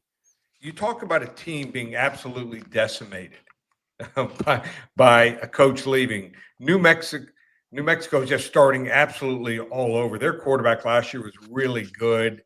And when you got to institute new systems, Bill can tell you, it just sometimes takes a while. Maybe by the middle of the season, they're competitive here. But Michigan's got a big game next week at Oklahoma. So I think they're going to leave their starters in for at least 3 quarters before they make some changes here. And when you're covering a big spread, that's important here. I think New Mexico's so bad that I think Michigan with Underwood will probably cover. But probably a game I'm not going to be involved in for my clients. I like Michigan here, 49-6. 49-6 Michigan. They've not been a high-scoring team for a couple of years. Or at least last year was not a high-scoring team. That'd be a nice start for the Wolverines. A big game. One of the big games of a huge weekend, Lee, is Notre Dame, 2.5-point favorites against Miami. You are familiar with Mario Cristobal in Miami. Is this going to be who's replacing? You like Carson Beck and is replacing of Cam Ward? Can they get a big win off the bat against the runners-up from last year, Notre Dame? Well, Miami's not going to be as dynamic with Carson Beck as they were with Cam Ward. But going into the season last year, there was talk that he was going to be maybe the first pick in the draft. Now, his offensive line was not good. His receivers had the most drops in college football. That doesn't help a quarterback. So, then he gets hurt. But went out to a practice a couple of weeks ago. I thought he looked 100%. They're going to run the ball more with a top 5 offensive line and a bevy of 3 different running backs.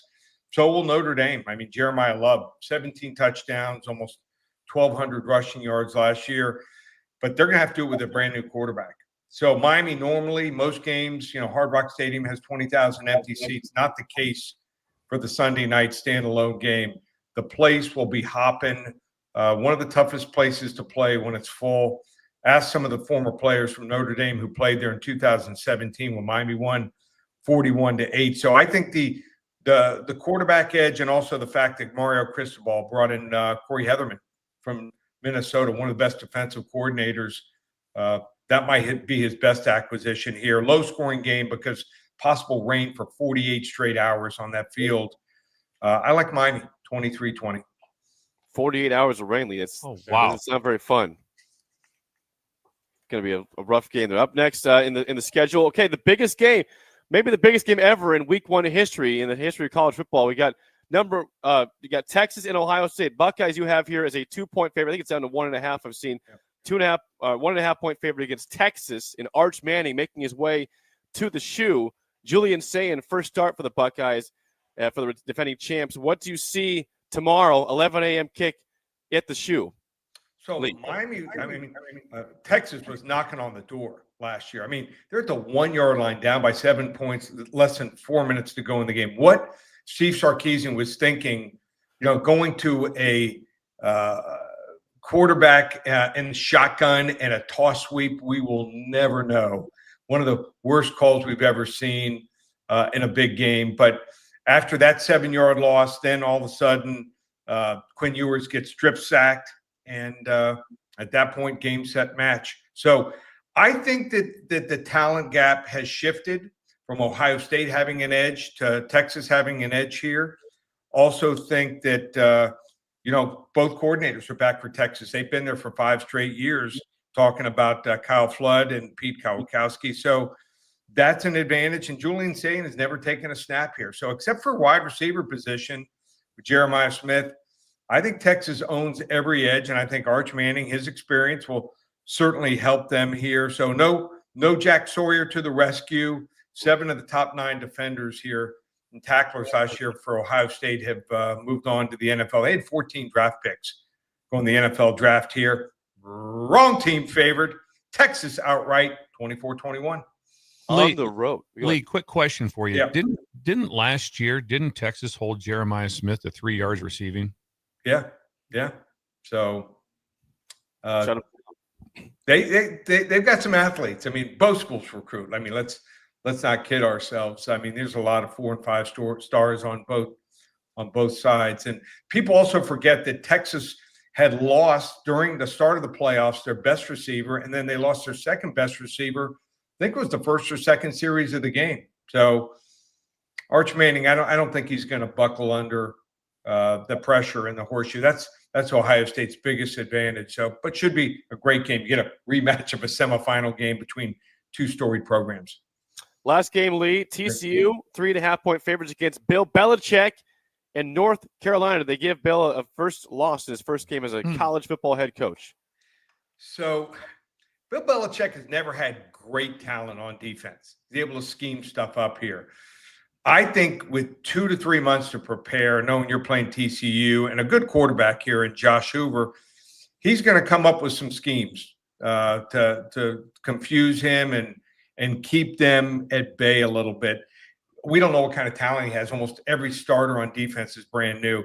Gio Lopez, the transfer quarterback, I think is going to be good. Dual threat guy from South Alabama. I think with TCU, I was watching some film in the offseason of them last year. They won and covered the last 4 games. That's why I think they're a 3.5 point favorite. They did not beat any good teams last year. So, a lot of wins, 8 wins, and that's great, but didn't beat one good team. And I think that North Carolina in front of a sold-out crowd, Bill Belichick's first game, they get the win here, 27-23. Let's go for the win straight up for Bill Belichick. They're not going to have a great year, but there'll be some optimism after this game. That'd be a big start for him. Lee, how can people find the rest of your picks this weekend? Just go to the website, ParamountSports.com. This is our 32nd year, won 30 out of 31 years. So we also do player props now. People love to bet the player props, college football and the NFL. Get the entire season, $5.97. We've got specials up there for 5 weeks through the end of September, the entire season. And looking ready for another big year. Went 1-2 last night, but that's happened before. We have losing days. And also I do a daily podcast called Locked On Bets on the Locked On Network. So you want to hear gambling talk every day, go to YouTube and type in Locked On Bets, 3 separate words, and subscribe there. It's released usually a little bit after your show ends each day, and you get 4 to 5 free selections there. Locked On Bets on YouTube, Spotify, and also Apple. So expanding and excited about the season. It's finally here. Lee, always good stuff. Thank you for the time. We will talk to Lee. you again next week. Thanks, guys. Take care. Be safe. Lee Sterling, Paramount Sports. Recapping his picks, Bill.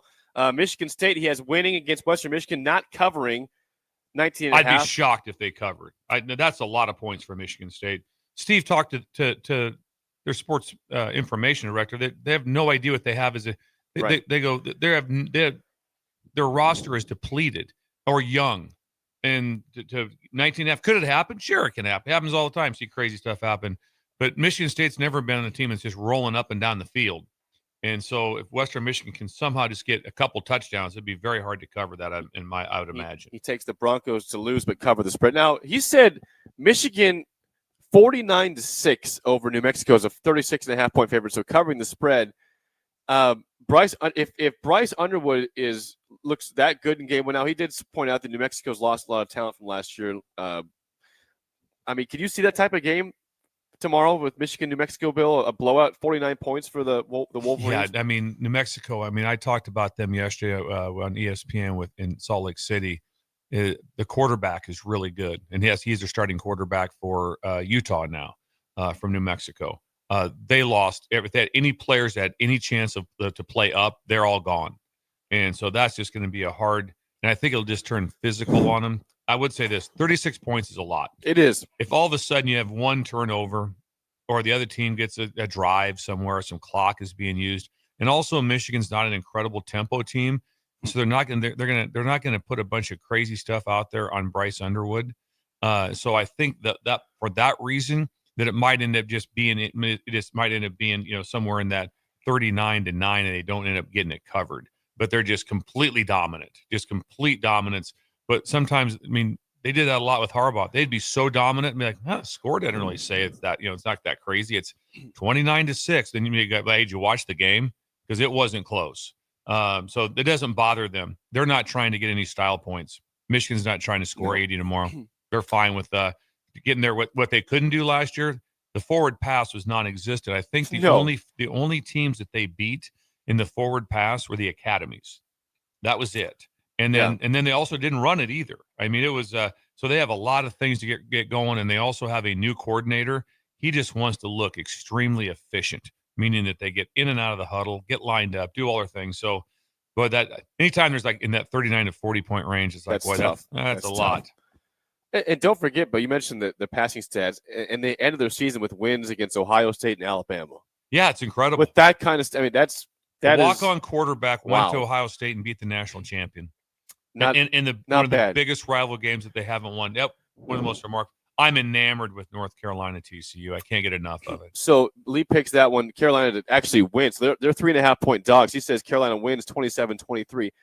I cannot wait to see just everything about Bill Belichick. They're gonna have a camera on him all the time, and I'm gonna always want to see it and see how he's doing. But if they win that game off the bat, that what a great story it's going to be for him and in college football. I just want to see Jordan Hudson. What they her find her in role the is. stands, yeah. That those type of things. Because this was brought up the other day. I heard it on just doing some research, and just he was all about no distractions, no days off, no anything. Now it's like, I mean, Hard Knocks never went to Foxborough. Never happened. Now they have the Hulu one coming in. They have all these different things going on like that. It's like ultimate distractions. The players Right. were asked at media day, what is the distraction of Jordan Hudson? They were asked that question. Imagine that. Yeah. I mean, imagine that question, being asked to any player about the distraction of the head coach's girlfriend. The girlfriend who's of the head 50 coach. years younger than him. Yep. So it's a fun thing to look at. It's just kind of it's interesting to see what happens. Here's a guy that he said 6 Super Bowls, winning 6 Super Bowls, was in numerous other ones, and so incredible. So it'll be kind of fun to follow this and just see what they look like.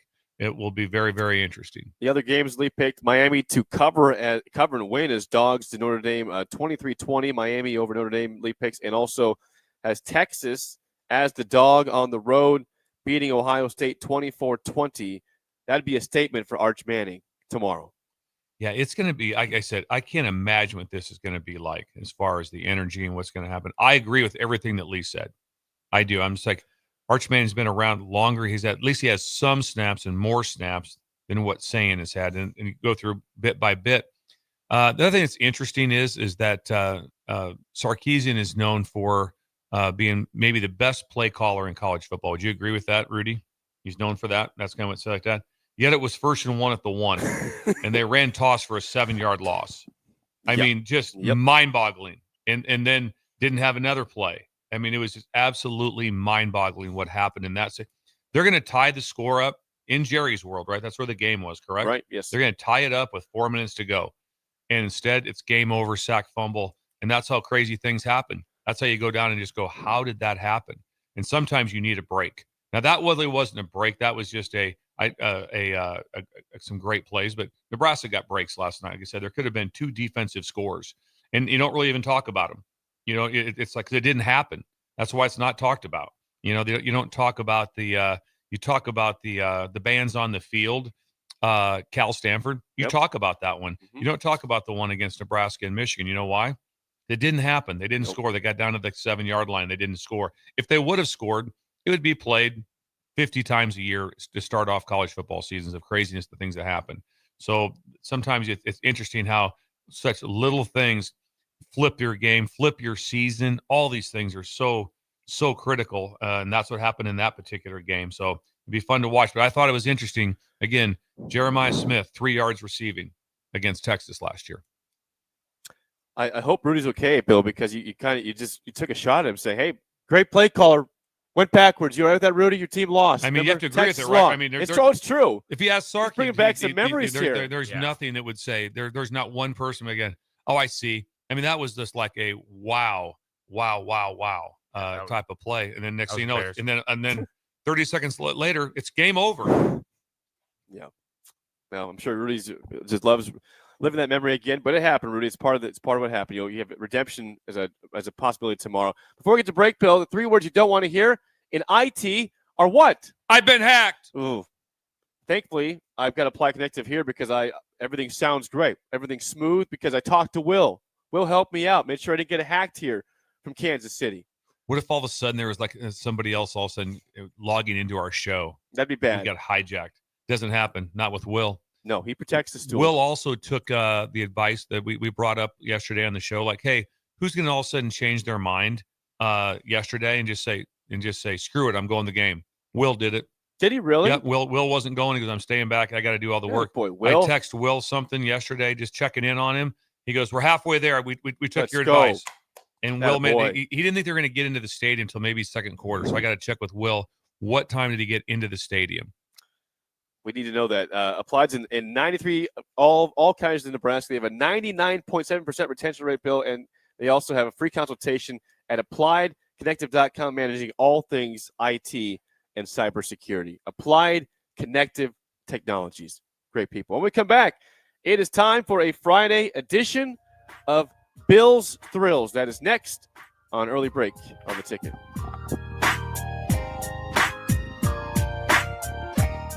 You're listening to Early Break with Steve Sipple, Jake Sorensen, and Bill Busch. Sponsored by Midwest Bank on 93.7 The Ticket and theticketfm.com. No cravings, no hunger pains, no struggle. Thanks to GLP-1s from Limitless Mail, weight loss is possible. Picture this. Your clothes fit better, your energy's up, your doctor's impressed, and your friends start noticing. Limitless Mail's GLP-1 program is medically monitored and changing men's lives. There's no better time than now to get on board. Lose the weight, better your health, gain your confidence without being hungry. Free consult at limitlessmail.com. Are you looking for an exciting new way to put your skills to work? Explore new career options in the fintech industry at Currency, a Sandhills Global company. We offer full-time positions in financial sales, compliance, operations, and other fields. We also offer a 4.5-day work week, an attractive benefits package, and opportunities for advancement. Put your motivation to work and grow with us at Currency. Visit gocurrency.com/careers to learn more. Things that impair you come in many different shapes and sizes. Some are the shape of beer and liquor bottles. Others look like cigarettes but aren't cigarettes at all. These are the things we know impair us, the things our parents warned us about. What we're not always aware of is our new prescription, or the over-the-counter medicine we picked up just for allergies or a bad cold. See, it doesn't just matter how much of a substance you take. If you are impaired, driving is deceptively dangerous. Don't drive impaired. Paid for by the NDOT Highway Safety Office. Western Sand and Gravel is hiring for a variety of positions at their sand and gravel plants near Ashland. Apply today and receive a $2,500 hiring bonus. Available positions include plant operators, dredge operators, and shop service technicians. They offer great pay, health benefits, 401k, a wellness program, paid holidays, and paid time off. No matter your experience level, on-the-job training is available to help you build a rewarding career with Western Sand and Gravel. Start your career today. Visit westernsand.com. From the capital to castles, starting this December, fly nonstop from Lincoln to Orlando with service from Breeze Airways. That's right, nonstop flights to Orlando out of LNK are starting this December. You're now just a flight away from Disney World, Universal Studios, Legoland, and the Space Coast. Stretch out and relax on Breeze with complimentary family seating. Book your magical getaway now at LincolnAirport.com. LNK, make flying easy. Things that impair you come in many different shapes and sizes. Some are the shape of beer and liquor bottles. Others look like cigarettes but aren't cigarettes at all. These are the things we know impair us, the things our parents warned us about. What we're not always aware of is our new prescription, or the over-the-counter medicine we picked up just for allergies or a bad cold. See, it doesn't just matter how much of a substance you take. If you are impaired, driving is deceptively dangerous. Don't drive impaired. Paid for by the NDOT Highway Safety Office. Saturday. Eagle Raceway is open for a full season of dirt track racing action every Saturday night. Don't miss the epic battles on the high banks of Eagle Raceway each Saturday between the Nebraska Septic Sprint Cars, Nebraska Lottery Modifieds, Avid Realty Sport Mods, Valentino's Hobby Stocks, and A1 Iron Stock Cars. Let's go racing. Eagle Raceway, just 10 miles east of Lincoln on O Street. Check out the full schedule at eagleraceway.com. At Fairway Meat Market, you're family, and as part of the family, they want to save you money on your meat and groceries. Now, through August 31st, enjoy USDA Choice Whole Boneless Ribeye Loin for $14.99 per pound. All natural boneless chicken breast for $2.99 per pound. All natural whole bone-in pork butt, $1.69 per pound. And buy 5, get 5 free on brat patties. That's all at Fairway Meat Market in the Rockledge Square Shopping Center, just south of 84th and Van Dorn. Are you tired of living in pain?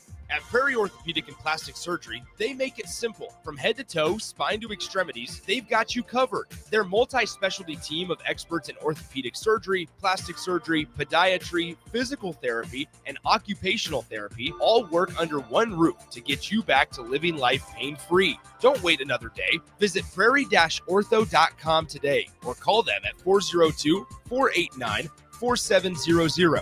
Prairie Orthopedic and Plastic Surgery, where healing begins. Hello, Husker fans. Stop into Zollner Ford Beatrice for all your automotive needs. Whether new or used, car, truck, crossover, SUV, or EV, we've got them. Shop our ever-changing specials at ZollnerofBeatrice.com or give us a call today and go Big Red. We are Zollner Ford of Beatrice, Nebraska's volume dealer with the hometown service you expect. We interrupt this commercial break for an important story. There once was a man from Nebraska who went searching for food in Alaska. When his stomach was rumbling while laying in bed, he could think of only one option, Führer's cheese spread. So he left at once and drove day and night to return back home for cheese spread delight. Now his stomach is full and the voice in his head tells him no more vacations without Führer's cheese spread. Find yours today at most local grocers. Rain, snow, or shine, John Henry's is here to keep your home's plumbing systems working properly no matter what kind of weather Nebraska throws at us. From unclogging toilets and drains to installing new water heaters and water treatment systems, John Henry's is your plumbing expert in the Lincoln and Omaha communities. Visit us at calljh.com or call John Henry's. 435-5555. John Henry's Plumbing, Heating and Air, and Electrical. When it comes to concrete, Stevens & Smith Construction doesn't stall. They go for the takedown. As Nebraska's full-service concrete contractor, they stay in bounds, hold inside position, and never forfeit quality. Whether it's foundations, flatwork, or concrete coatings, they elevate performance and pin down results that win every time. Stevens & Smith Construction is a proud sponsor of Takedown Tuesdays on 93.7 The Ticket. Because when it's time to wrestle with concrete, Stevens & Smith Construction slams expectations. When the clock strikes 0 after every Nebraska football game, there's only one place to go for instant coverage. Tune in for the Husker After Party Postgame Show on 93.7 The Ticket for each game, win or lose. Call in with all your takes or text the show at 464-5685 and hear quotes from the players and coaches, too. It's the Husker After Party Postgame Show. Sponsored by Anderson Ford and Vinny Krekak of State Farm Insurance. This I'm not on drugs. I'm not drunk. is Early Break. Weekday mornings from 6 to 8 on 93.7 The Ticket and theticketfm.com.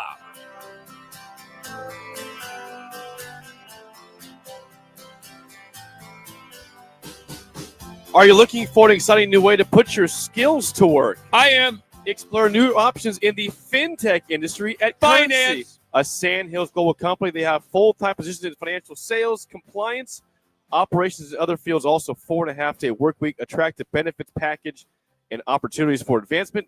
Visit gocurrency.com/careers to learn more today. Carson Schott was all over social media last night. Photo of himself, enjoying the big win, the big game, the 1890 flex of Absolutely. what was going on. So that was great to see. It was like I was there. It was like I was there with Carson Schott. Thank you, Carson, for that, and thank you for your leadership. Big part of the win last night goes directly to Carson, and that's what he does. You want to be a winner, Jake? I do. do. Be a winner? I do. Yeah. Join in with Currency.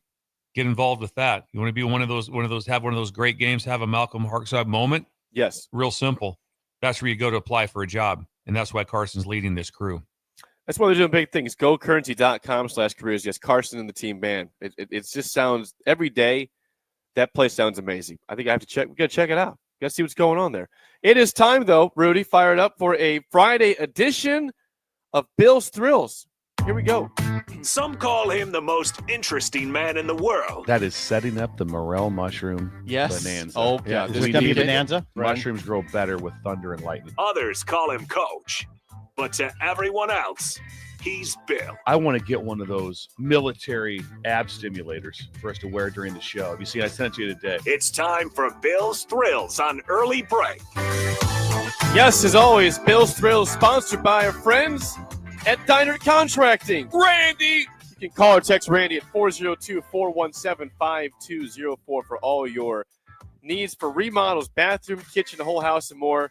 Diner Contracting, sponsor of Bill's Thrills. On the drive down to the Randy had a van with Duke, and there was 12 of them in a van headed down to the Arrowhead yesterday. The entire time, though, Duke was very frustrated because they couldn't really talk or play music because Randy was on Bluetooth the entire time. making sure he was managing his jobs. Rightfully so. There was no he's the Bill Belichick. No days off. That's Randy. No days off. You want your stuff done correctly, on time, in a fashion where it's going to be clean, timely. Randy's your guy. And as Sip said, he's got a perma smile. Randy's always happy. He's so happy. He's always smiling. He's so happy. He is. He's tan also. He's tan. Stout, tan, and happy. That's a good person you want to have stopping by your house. Yep. Diner Contracting. Randy's doing great. Again, number 402-417-5204. What do we have today on Bill's Thrills, Bill? Well, I'm just going with the eye test right there, and I'm just going with Fraudulent Friday. Oh, I like this. Fraudulent Friday. We're going to go Fraudulent Friday football, and it's for the Big Ten. Rutgers, Wisconsin, Minnesota. Watched them. That was not good football from the eye test. When I was watching them, it was pretty remarkable. Somehow Rutgers came back to win that game 34-31, and Ohio held them, and they had a holding call. They could have got the ball back, then the clock and then Rutgers could make. But at home, Ohio gave them everything they wanted, and it appeared from watching it that they were the better team. Wisconsin, the quarterback had some sort of a knee injury again, but when he was in, they had 3 points. It was middle of the third quarter, Jake, and the score was 3-0. Yikes! It was 3-0. Did not know that. It finished up 17 to nothing. And you look at the numbers and you go, well, they kind of handled the numbers a little bit. When you're watching it, just the eye test, I'm watching that going like, this team's going to Alabama next week. Yikes! And it's 3-0 right now against Miami, Ohio. And I'm watching Rutgers, Big Ten team. Then I watched Minnesota. They're not even close at quarterback. They threw for some decent yards. They had a busted coverage for a huge gain that Buffalo had. But when you watched it, the quarterback's not the same as what they had last year. And so it was for Nebraska fans, I guess one of the three's it, right? Minnesota. Mm-hmm. But if you're watching that game last night, you were excited. If you were flipping back and forth watching some of that, because they being Buffalo. I mean, at one point in time, I think it was 13-10, and they're hanging out. Now, Buffalo got a weird play at the bounce off of someone's foot, but I was able to watch those 3 games, and it wasn't bad coached. It wasn't effort. It was just kind of what Lee talked about. Next level players, all Big Ten players, all Big Ten second or honorable mention. You didn't see that on those teams, and they're quite a ways off. And that was, it's not the elite of the elite, but they were scheduled to have a lot of good things happen. And if Minnesota, if Wisconsin, there was a report that it was meniscus.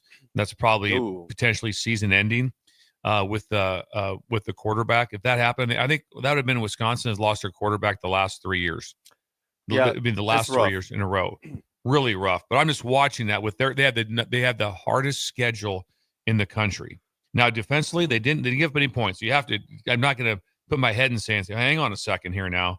They didn't give up any points. But when you just had the eye test, you're watching it. Because I'm watching what they looked like on film, what Miami Ohio looked like on film. Their quarterback could not play. And so like I said, it was interesting to watch other Big Ten teams last night. And so it'll be fun to see what the rest of them look like. Let's see what happens with the rest of the Big Ten. But those 3 teams did not look the part last night. But again, well coached, organized, play hard. They did everything. So there's no one like, oh man, PJ Fleck, this is on. Well, I don't know. But your number one thing, every problem you have is based on one thing, Jake: recruiting. Mm-hmm. That's all your problems start. If you're not smart, tough, dependable, you have issues off the field. All those things fall on one thing: the obtaining of talent. And right now, it just appears as if they're at a deficit in that area, and especially at Wisconsin is the one I noticed the most. I'm looking at some stats, Bill, from these games. You mentioned Wisconsin 17-0 over Miami, Ohio. And like you said, quarterback play. Billy Edwards Jr., the starter, 6 for 13, 68 yards before the injury. Then Danny O'Neal, the backup, comes in 12-19, 120, a touchdown and a pick. They also only ran the ball for about 3.8 yards a carry in that game. So yeah, right. That's not exactly a promising picture, as you mentioned, with Alabama next up and a very rough Big Ten slate. Oh, that's not good. I can't imagine going into that locker room. Honestly, they're going, okay, we have this game. After this, like that, just Rudy, pull it up once more time. Just pull up Wisconsin's schedule, and I mean, all hell breaks loose. It really does. It really, really does. And like I said, I thought Minnesota once again, well coached, but not dynamic. I didn't see it. There wasn't a dynamic player on the field for Minnesota. Like the running back, Bill, Darius Taylor, 30 carries for 141. Is he just a guy to you, or is he? Yeah, I mean, it was just kind of a guy, but solid player, but nothing dynamic. And so it was just interesting. What do you got for me, Rudy? All right, so they just played Miami of Ohio. They got Middle Tennessee up next, Alabama on the 13th, Maryland on the 20th, Michigan on October 4th, Iowa October 11th, Ohio State October 18th, Oregon October 25th, Washington November 8th, November 15th they got Indiana, and then they got number 12 Illinois November 22nd, and they finish it with Minnesota November 29th. Bill, they play Iowa, Ohio State, Oregon back to back to back. Yeah, that schedule is just. I just wonder, are they sitting around sometime like in the Big Ten office and Tony Petitti sitting there and they're like, all right, let's look at the schedules again. They pulled up. They got to just be like, oh, what did we do? What did we do to these guys? And they took one of them themselves with Alabama. But like, what do we do? Yeah. I mean, what did we do? I mean, that schedule again for the conference. I mean, they hit every heater. I mean, they avoided Penn State, right? They avoided Penn State, but we all know. I mean, Illinois, Iowa, which is a normal game for them. Minnesota, we know is a tough win. I don't know how they win 3. I don't know how they win 3 games. I mean, they'll beat Middle Tennessee 3 to 4 games, and then the eye test. They do have Maryland early. They could beat Maryland. Yeah, they might get themselves going a little bit, but oh wow! But you're watching just the ice because sometimes you might go, they lost. But I'm telling you, I watched them. They're pretty good. I didn't leave the game against Kansas State thinking that they're not going to win a game again, right? Against Iowa State. I mean, you're watching them, and that's what stood out the most was just the eye test. I mean, Ohio, University of Ohio went up and down the field against Rutgers, just up and down the field. They scored 31 points, Yeah. 34-31 loss to Rutgers yesterday. By the way, you had mentioned, Bill, the quarterback. This is a new name people did not know for Minnesota. His name is Drake Lindsey. 19 for 35 passing, 290, so decent yardage. Not bad. 2 touchdowns and a pick, but you're saying it wasn't overly impressive, though. No, I said just the eye test, just from watching. Gotcha. I said, right, when you looked at the numbers, you're going, oh, not bad. And they had a really weird turnover. He threw the ball to a guy on the ground, and the ball bounced off his heel in the air. The guy was laying down, and it hit him in the heel, and they intercepted it and ran it back about 70 yards. So that's one of the ways that Buffalo scored. So, there's still always going to be a hard out. I'm not going to sit there and say that, oh, no. But when you were watching the talent level on the field for Nebraska compared to the talent level for Minnesota, in my opinion, it wasn't close. And so that would be a positive for Nebraska. But I just thought those 3 games, I walked away going, their rosters are very limited. Pretty well coached. Never one time I was like, oh, man, these guys, this is awful what they're trying to get done here. But like I said, it was interesting to see, and like I said, I think there's just such a separation, probably in all leagues. But I think when you take the Big Ten and you just take the bottom 6, I think like that is just 6 to 8 teams, probably 8 teams, the bottom 8 compared to those that upper tier of 10 and the upper tier of 4. There is such a discrepancy; it's unbelievable.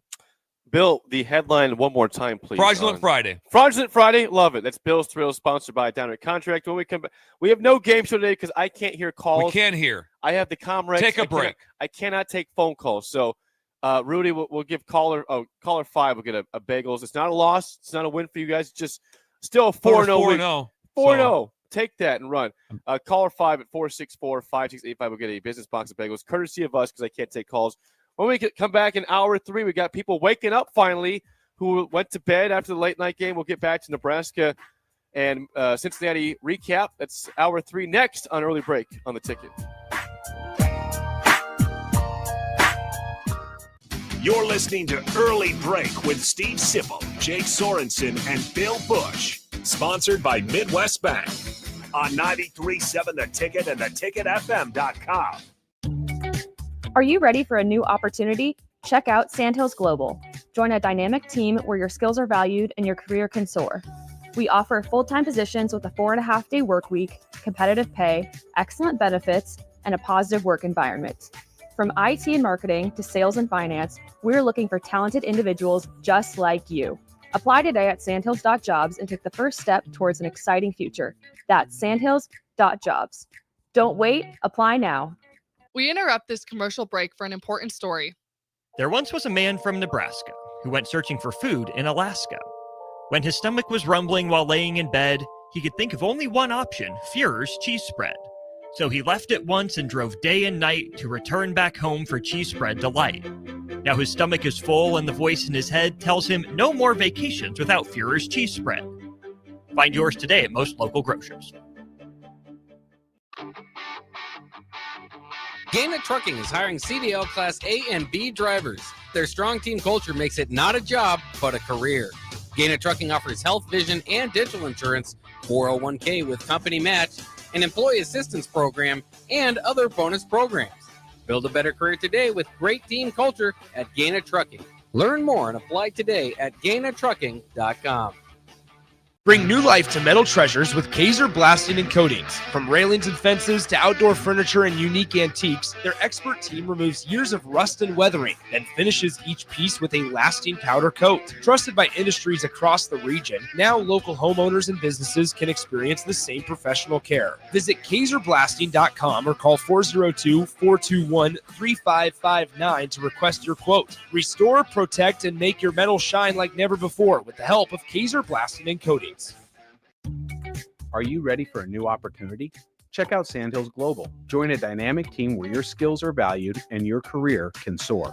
We offer full-time positions with a 4.5-day work week, competitive pay, excellent benefits, and a positive work environment. From IT and marketing to sales and finance, we're looking for talented individuals like you. Apply today at sandhills.jobs and take the first step towards an exciting future. That's sandhills.jobs. Don't wait, apply now.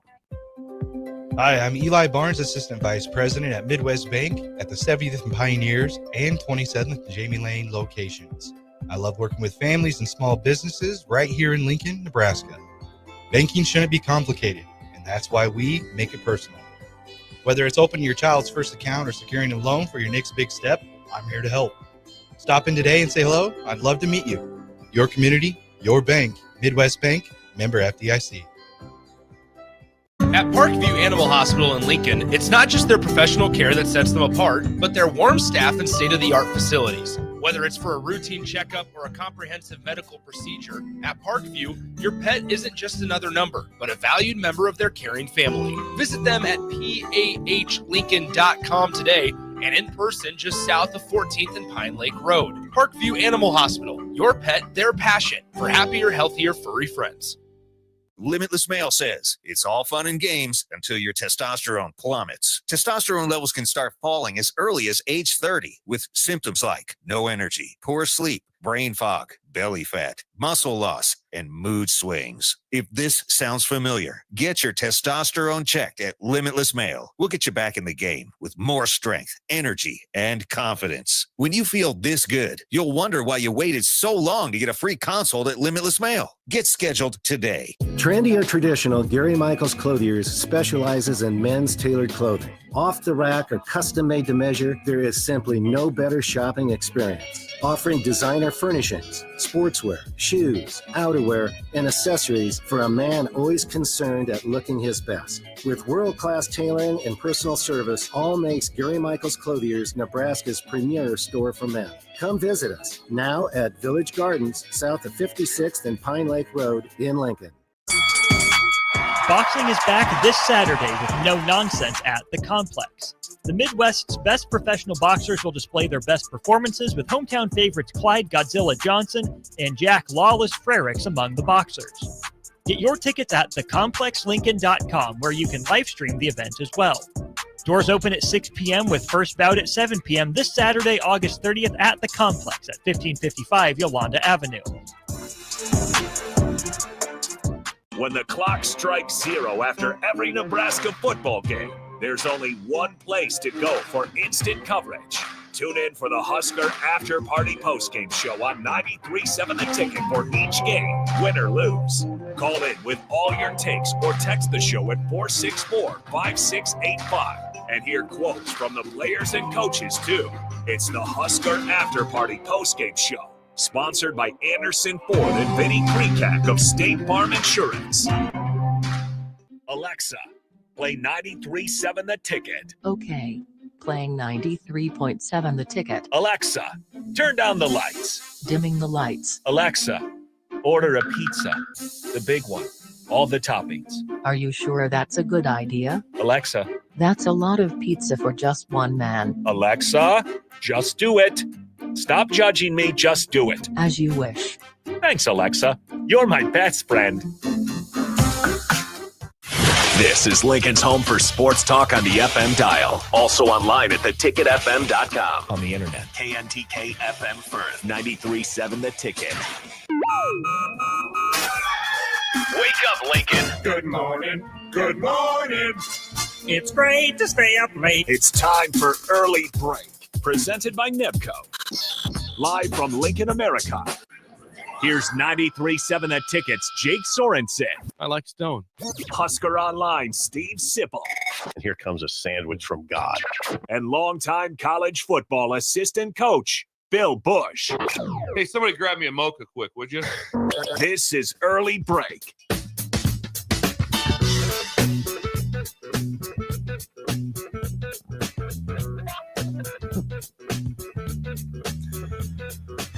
Welcome back to Hour 3 on a Friday. Steve Sipple not with us this morning. He's probably still sleeping at this point. Jake Sorensen, Bill Busch with you. Hour 3 is always sponsored by our friends at Nebco. Nebco. Now hiring at Ready Mix Concrete. Apply today at nebcoinc.com. Did tell you guys I shot Sip a text late in the 6 o'clock hour. No response yet. I'm sure he's still in La La Land after a late night. Keep us posted. Do you think he's safe, Jake? I think he's safe. He was Robin getting him back to the hotel? Yeah, I don't think we had to worry about Sip making that drive himself. Robin, I trust to make that drive fine. So I am sure that Sip is still sleeping this morning after a very, very long night post game at the stadium. So we'll hear from Sip on Tuesday though on the show. No show Monday. No show Monday for us. We back Tuesday. I see. I've been watching the numbers in terms of people viewing. The first hour, people were still waking up. Now everyone's here. People are awake. Bill, they're with us after in the celebration of Nebraska's win 20-17 last night against Cincinnati.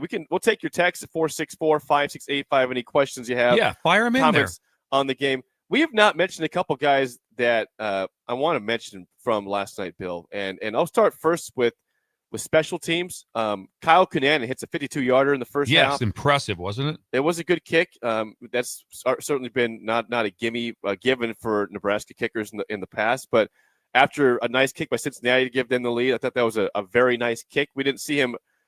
We did see him make one more field goal also in the game. But that was for fans a comforting sight to see a long kick made off the bat. Absolutely, and it ended up being a big kick. Also, it did. The big part of that is if you miss that, where the other team gets the football, that's always a big turnover with it. And so hitting that shot is a really big, and it came off his foot really well. So, like I said, you got to see a couple looks at it. But obviously, it was a great kick, and obviously well done by getting again what helps your team. Really good recruiting, and obviously he's a very, very good kicker. And at least you always judge a season as a whole, but what a great start.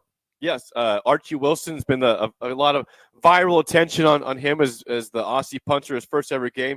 Guy had a pretty good game. He had 4 punts, 36.8 yards a kick, had 3 inside the 20, had 1 to get down to the 9, and I think in the second half that was important. I thought he seemed like he was comfortable, Bill. Did you see anything differently from him, from Archie Wilson? No, not really. I mean, I always talked about this, always kind of odd, but his net was obviously not very high. That's because they were kicking daggers or slash pooches. His longest punt, I'm not sure. I didn't look at that stat. The one he kicked in the field, what the distance was on that and what that 41 yards. 41. So a slight breeze. Yeah. And so that's also, like I said, if you end up that area. So sometimes your net will be real at the end of the season if what your net is, because everybody's going to have opportunities in those same spots. But like I said, you always want to make sure that, that no matter what happens, that ball does not go in the end zone. My target yard line was always the 8. And so to have that ability to try to keep that ball in bounds and to be able to do that, but they've created some long fields, which will always be a plus in that situation. So Archie Wilson, good first game for him. Couple newcomers we had not seen yet besides practice. Dane Key gets a big touchdown on the 4th down play to make it 20-10. Since he bounces back right away to make a 3-point game again. But Dane Key had a pretty solid game. Bill, his stats last night for Nebraska, he had 6 catches for 51 yards and the 1 touchdown. I thought again, nice addition for him. Isaiah Hunter also, 6 catches, 65 yards, and that 1 touchdown at the end of the first half on the fade route in the end zone. Those guys, I thought, looked solid in their first games. Yes, they did. And the big thing was they just took the free access. They just took the gifts, and that was always the terminology. Some coordinators I'd work with just keep taking the gifts, and they got a lot of gifts. But that was good play calling, and also there was no drops. So sometimes you can have that too. Well, it was an easy catch because it was a loose coverage, but there's no drops.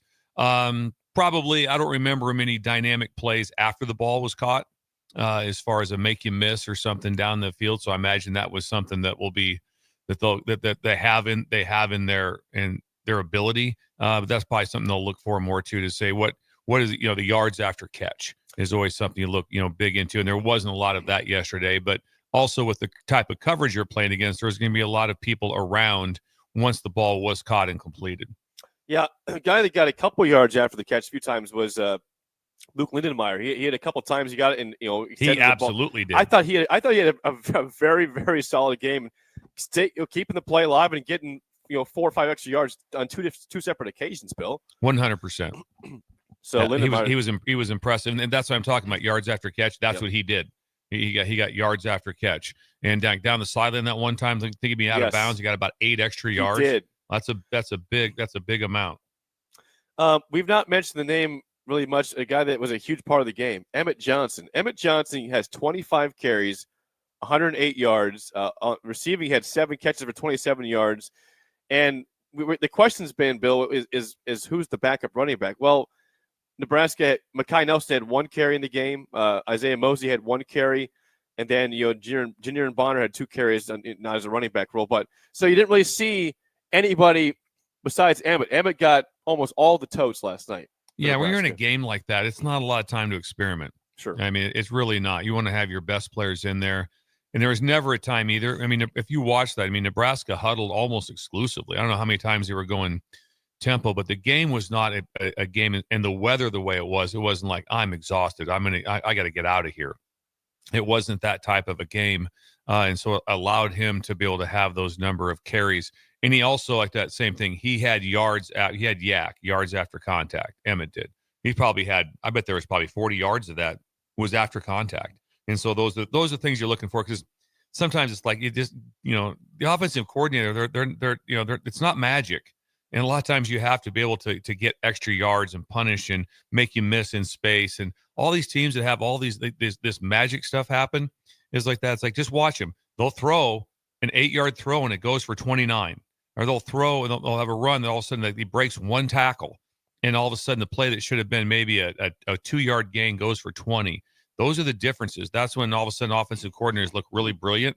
That's when they look brilliant. When they have players that can make those extra plays, like the term I always use, when the coaching's over. And you saw some of that. But where you saw that was with Emmett and with Lindenmeyer. That's where you saw it the most. I hope also that was a wicked shot that Bonner took. Was there any report after the game? I don't have an update on that. I don't know if rules address that in post game, but I don't know. I don't have an update right now on Bonner. It was a wicked shot he took though. And that was another break also. They fumbled, but the ball went out of bounds. Right. And so again, things went in Nebraska's way at that time, which is good. But it looked like his knee was extended when it got hit. So it might just be a hyperextension. I don't want to guess at all, but it was he took a legitimate shot to his knee. We have a pretty common question coming in that they want your response on, Bill, from text. I'll read Dan, because Dan is one of many asking the same question. We mentioned earlier in the show, Sorsby had a great game around the ball, 96 yards, and Cincinnati had over 200 yards rushing in general. The question is, in general, how concerning is the run defense, and how quickly can you shore that up, if possible, from week 1 moving on, Bill? Well, there's some different things. One thing Nebraska did was they were very multiple. And so I think that was one of the reasons why it took a while for Cincinnati to settle in a little bit, because Nebraska did a lot of different things. It is hard to shore up just because of what's the change. There's no change in personnel. There is no free agent out there. There is no someone that this guy, we can bring this guy in or do that. It is what it is as far as your personnel. So you have to be able to get them better with technique, and then also just being better. Not saying that they weren't at this level, but just teaching football. What's the anticipation run coming from this set? What's the anticipation of what can happen during this time? Because they will see people that will lean on them a little heavier, because they didn't lean on them very much. They being Cincinnati, meaning that they didn't just big body and just lean on that. There was times when they just kind of abandoned the run game, which was crazy because they couldn't throw it. It had 69 yards. 69 passing yards. Like 20 yards at halftime. So right before half, I'm like, why are they even doing this? Just go to halftime, go 6-3 and hope for the best in the second half. For the mistake that was made, it was on a 1-yard throw, but there will be some growing pains with it. You have a chance to get better, and you have youth in those spots. So I anticipate those things happening and getting better, because they will face much more formidable run games than what they saw. They will not face much more formidable quarterback run game, because he's really good. Really runner. good. Yeah. So you will not see a lot of quarterback run game that will be a lot different. But also the thing you want to remember now, where things really change sometimes, is like what's on film. So when you go back and watch a game, so now everybody that watches it, and I'm not taking the next two games because the rosters are so different, but what's it going to look like now that you're on film? How do you get attacked? What's going to happen?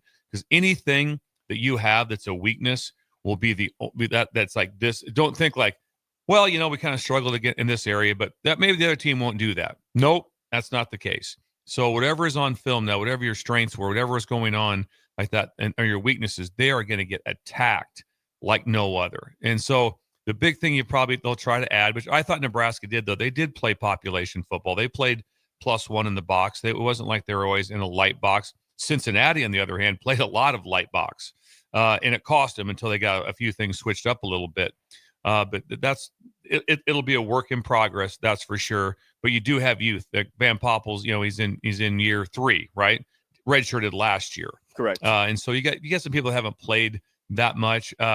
It's sometimes hard to say. I watched the game as a little bit of a fan on when Nebraska's on defense more, because I like watching offenses, because I like to see what it'd be like to defend them. When it's on the other side, when Nebraska had the ball, I really was studying their defense, Cincinnati's defense, because I thought it was very interesting on some of the concepts of what they were trying to do, because they were at a different mindset than me. But that guy's the defensive coordinator, and I'm on the radio, so that's a lot easier to that's much easier to be sitting here than it is to be there. So my respect goes to those that are in the arena much more than the guy sitting here behind the booth making comments. The other thing that stood out the most to me, Jake, was I just couldn't imagine how upset Satterfield must be. Being Scott like Satterfield. being okay. We took the we took this. We went to Arrowhead. It might cost him his job, because if that game is played in Indianapolis, Nebraska's crowd was a ginormous effect on that game. There was false starts, the crowd noise, all the things going on, the trip down, everything about it. Yeah, you can't look at that game and not say, okay, if this was in Indy, is it the same? Because there would be 40,000 people there, 28,000 Nebraska probably, 12,000, maybe 10,000 tops from Cincinnati. That's it. Wouldn't have been sold out. Wouldn't have been a great arena. The noise factor, not the same, because the noise factor factored in big time as a complete home crowd. The decibels were off the chart. So if I'm Satterfield, I'm like, this is great. We got to come here and play. But if we played this game in Indianapolis like it was scheduled to be, we probably we know for sure they have a better chance of winning. And they had the ball driving to win the game at the end. No, they did. And so if I'm Satterfield, I'm just living. I might have just seen my whole career go up in smoke because we had to take the money to move this game to Arrowhead. I'm always curious, Bill, and it's obviously hindsight's 2020, but there's 2 separate times in the second half that Nebraska opted to go for it on 4th down. One, Nebraska led 13-3. I think it was mid-third quarter. at the like the 42-yard line. Instead of punting it and pinning Cincinnati deep, they went for it.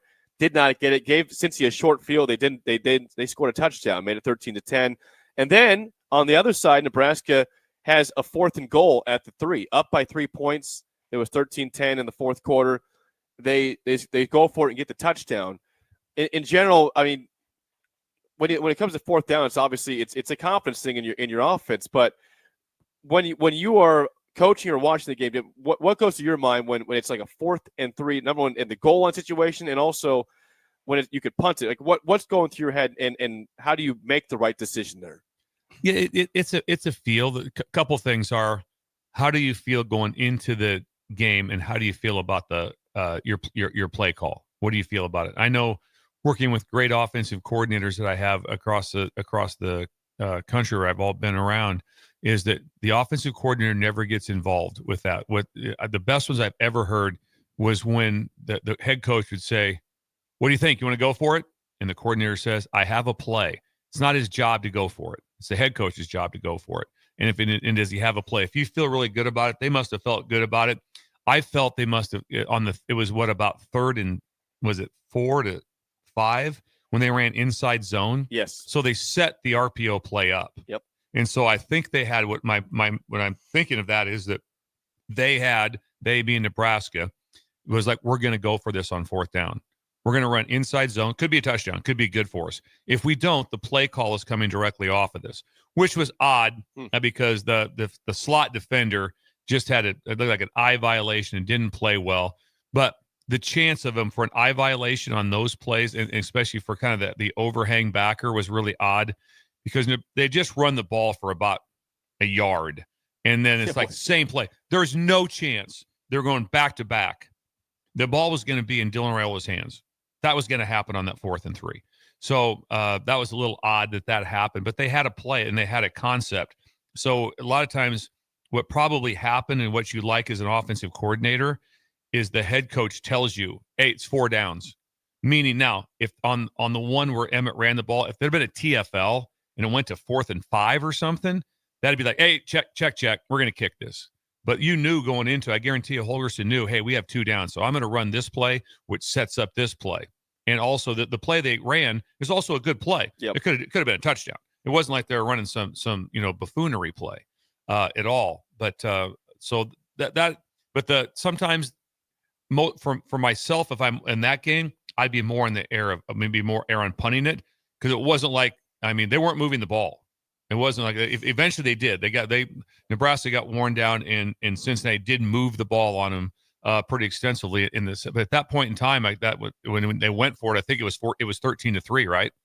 It was 13-10.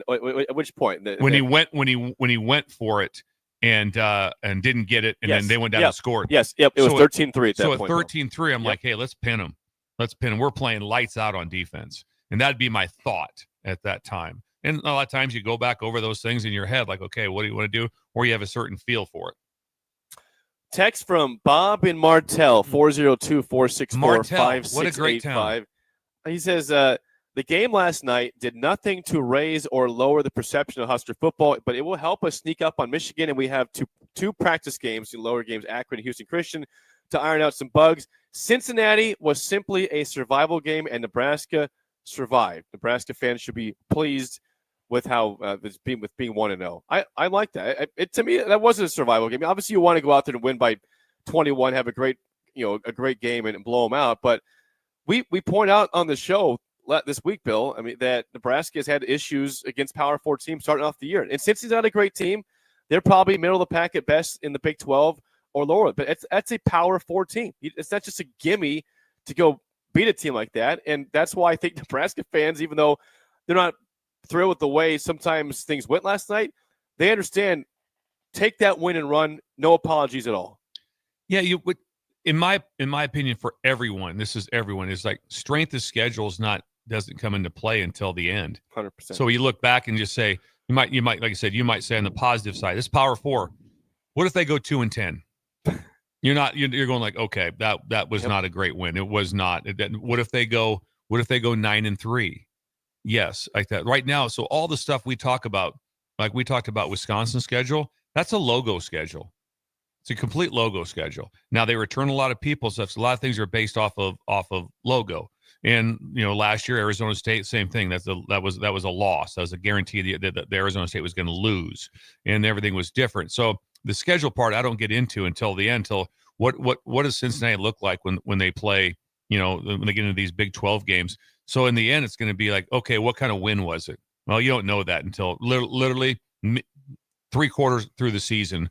What type of win was it to have a feel? But always winning is hard. Yeah. So winning is hard, and like I said, they don't have that part of it. I said if you looked at it and you'd say, okay, what was the part that that would be like, okay, what was interesting? And be like, well, Sip brought up and which was brought up by the head coach, right? That we have false starts in the red zone with the left tackle, and there's a false start in the red zone at the left tackle. And so those type of things and it's very well noted that he's a very highly paid player. Now, highly paid players make mistakes. So I'm not pointing at that, but Troy Dannon said we need a return on our investment. We need a return on our investments when they come in. So I'm sure that those are always things that's where things are looked at differently now. Where before is just recruiting. Now there's a different element to it. There's a way different element to it with how things are viewed when that goes down. The reason I bring it up is because Nebraska's because you could front load your roster this year. And so Nebraska's 1890 and the ability that they had was like tenfold of what Cincinnati had. And so that's an interesting take when you sit and look at it. We put a face to the name on Wednesday for beef tacos, Bill.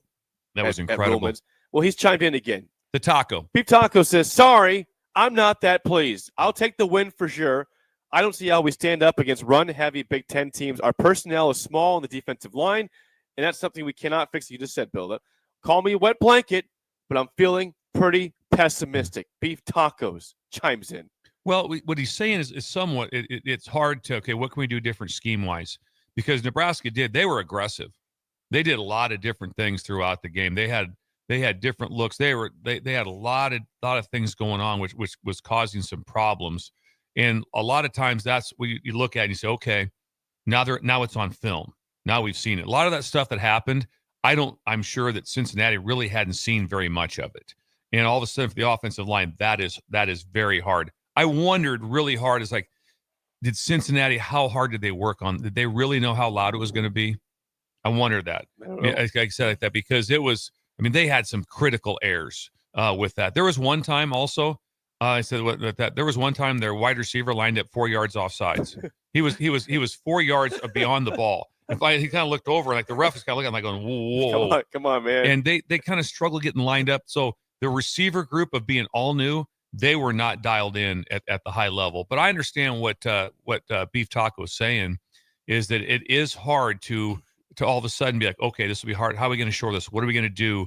How are we going to get this better? But you still have youth, and so you have a chance to still develop them beyond that. And so then obviously the critical part is going to be how well does the offense able to play to keep them off the field? Because that game was, like I said, they went back-to-back commercials because the game was just flowing by. Both teams were just, it was, I'm looking at my watch going, I'm not too worried here. I'm going to be in bed by like 10:45. We'll be okay here. I'm going to be all right. And then it just hit and there wasn't many injuries, wasn't many things of that nature, but because teams were huddling, there was balls being run, and then also it kind of hit the brakes. But the number of plays, what was the total number of plays, Rudy? Can you look that up? I got that right. What did Cincinnati have and what did Nebraska have for total reps?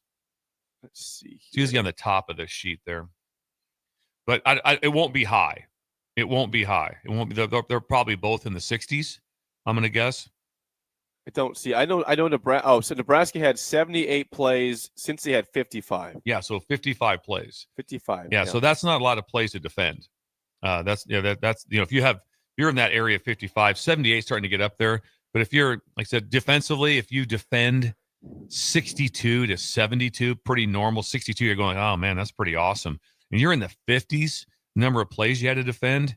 That's good. That if they all of a sudden get in a spot where they have to defend 70-something plays, because I believe, and you could tell just from the numbers, they got wore down.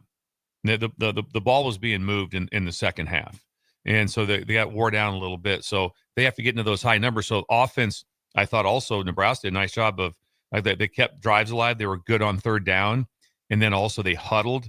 There was clock. And so very, very well managed game by Nebraska. On that note, Bill, Nebraska had 39 minutes and 30 seconds of possession. Yeah. So, I mean, two-thirds of the game they had the ball. And you look at you mentioned third down, 10 of 18 on third downs. Very good. 1 for 2 on fourth downs. We mentioned that already in terms of that. So good stats. Like I said, they kept the ball. The clock kept ticking. They got some good third downs. So you got to be, if you're freaking out about some things, you have to be okay with that part of it. They kept the ball in their absolutely at that. And then also at that, it's a classic example of you have a game like that, you can coach your kids really hard because you won. So you don't have to build them back up like we're not any good. They won the game, so you can coach them really hard. The old school of we get the most improvement between first week and second week is somewhat true. I kind of wish they were playing somebody that you would see something. Akron didn't score against Wyoming. They lost 10-0 at home. 10-0. So this game is probably going to be a 64-3 game. And so you don't get much out of that. Then the next game's even worse. And so that would be a concern of mine because I'd want to sharpen my skills a little bit. So if you're going to have to do some form of good on good in practice, if you don't, and your next prep is going against Akron in Houston Christian, and then the game 4 is Michigan, you'll be like, well, what just happened? And so you wish there was somebody in between there a little bit to say, hey, listen, we really got to be able to get some good work here because you're going to get functionality room, which means how efficient can we be as far as every phase of the game in these next 2 games. But they're going to be favored by, in the mid-30s to 40 points the next couple games like that. And then, like I said, and I feel kind of bad for the fans because the fans are going to be there and it's going to be, like I said, they'll be sold out. It'll be nuts. But that's hard to be like going, you guys going to the Akron game? It's kind of like, well, they didn't score last week. And then we got Houston Christian after that. Now the Michigan one is going to be awesome. So that was fun for the fans to be able to get down there. But if I'm Satterfield, I'm flying home going, this game is completely different. Or if we scoop and score, they're taking the lead at halftime. They're going in at halftime, and the game is completely different. I mean, the ball hit him right in the hands. They also had balls hit him. They had one receiver ball hit him in the end zone. It was like that Hartzog knocked it away. He didn't. Ball hit him right in the chest. They had some. Hit him right in the chest. And their running back wide open in the flat, dropped the ball. So a lot of good things happened for that way. But that also becomes because you play hard and good things happen for you. But again, winning's hard. It's a great win for, like I said, I just believe the narrative across the board is probably great win. WWW, a lot left on the bone. Yeah, Bill, that fumble, I was watching the replay in the stands. I could not believe he got back on top of it. And I watched the replay further. It confirmed I cannot believe he got that ball back. Because like you said, there's 2 guys there that could have picked it up and ran, and it's somehow and there's no Dylan one there. Gets it back. And there's no one there. There's no one to take. Yeah, that guy's gone easily. And I'm just like, oh, wow. I mean, those are the ones right there. And you talk about that's how the difference on coaches keeping their jobs. That's how nuts this profession is. Yeah. The craziness. You go back and watch certain plays and you go, how did that happen? And you're going like, hey, just FYI, that flipped our whole season because of that one play or 2 plays. Did that end the game? No. But you tell me going in at halftime behind, what's the energy in that stadium? It's different. Did they still score on the drop pick 6? Because it was a 4th down play, and it was very odd because we were watching the play, like I said, on film. So I'm watching them on defense, and I go, they got a layup throw to their slot, and that's where Raiola went to look for the ball, and he didn't throw it, and I thought he had the throw because it was off coverage. If there was an open window to make that throw, and it looked like he could have made that throw for an easy first down. Then he flipped back to the other side, and then that's where things went wrong. I'm not sure, but for some reason I don't think they scored on that drive. I don't know for sure, Bill. Anyway, sure. But that's how lives change. Yep, that's how lives change in this profession. 1 or 2 different plays, and everything is completely different. Or if they, like you said, with that happening, or if they just say we're going to go in at halftime, we're going in 6-3.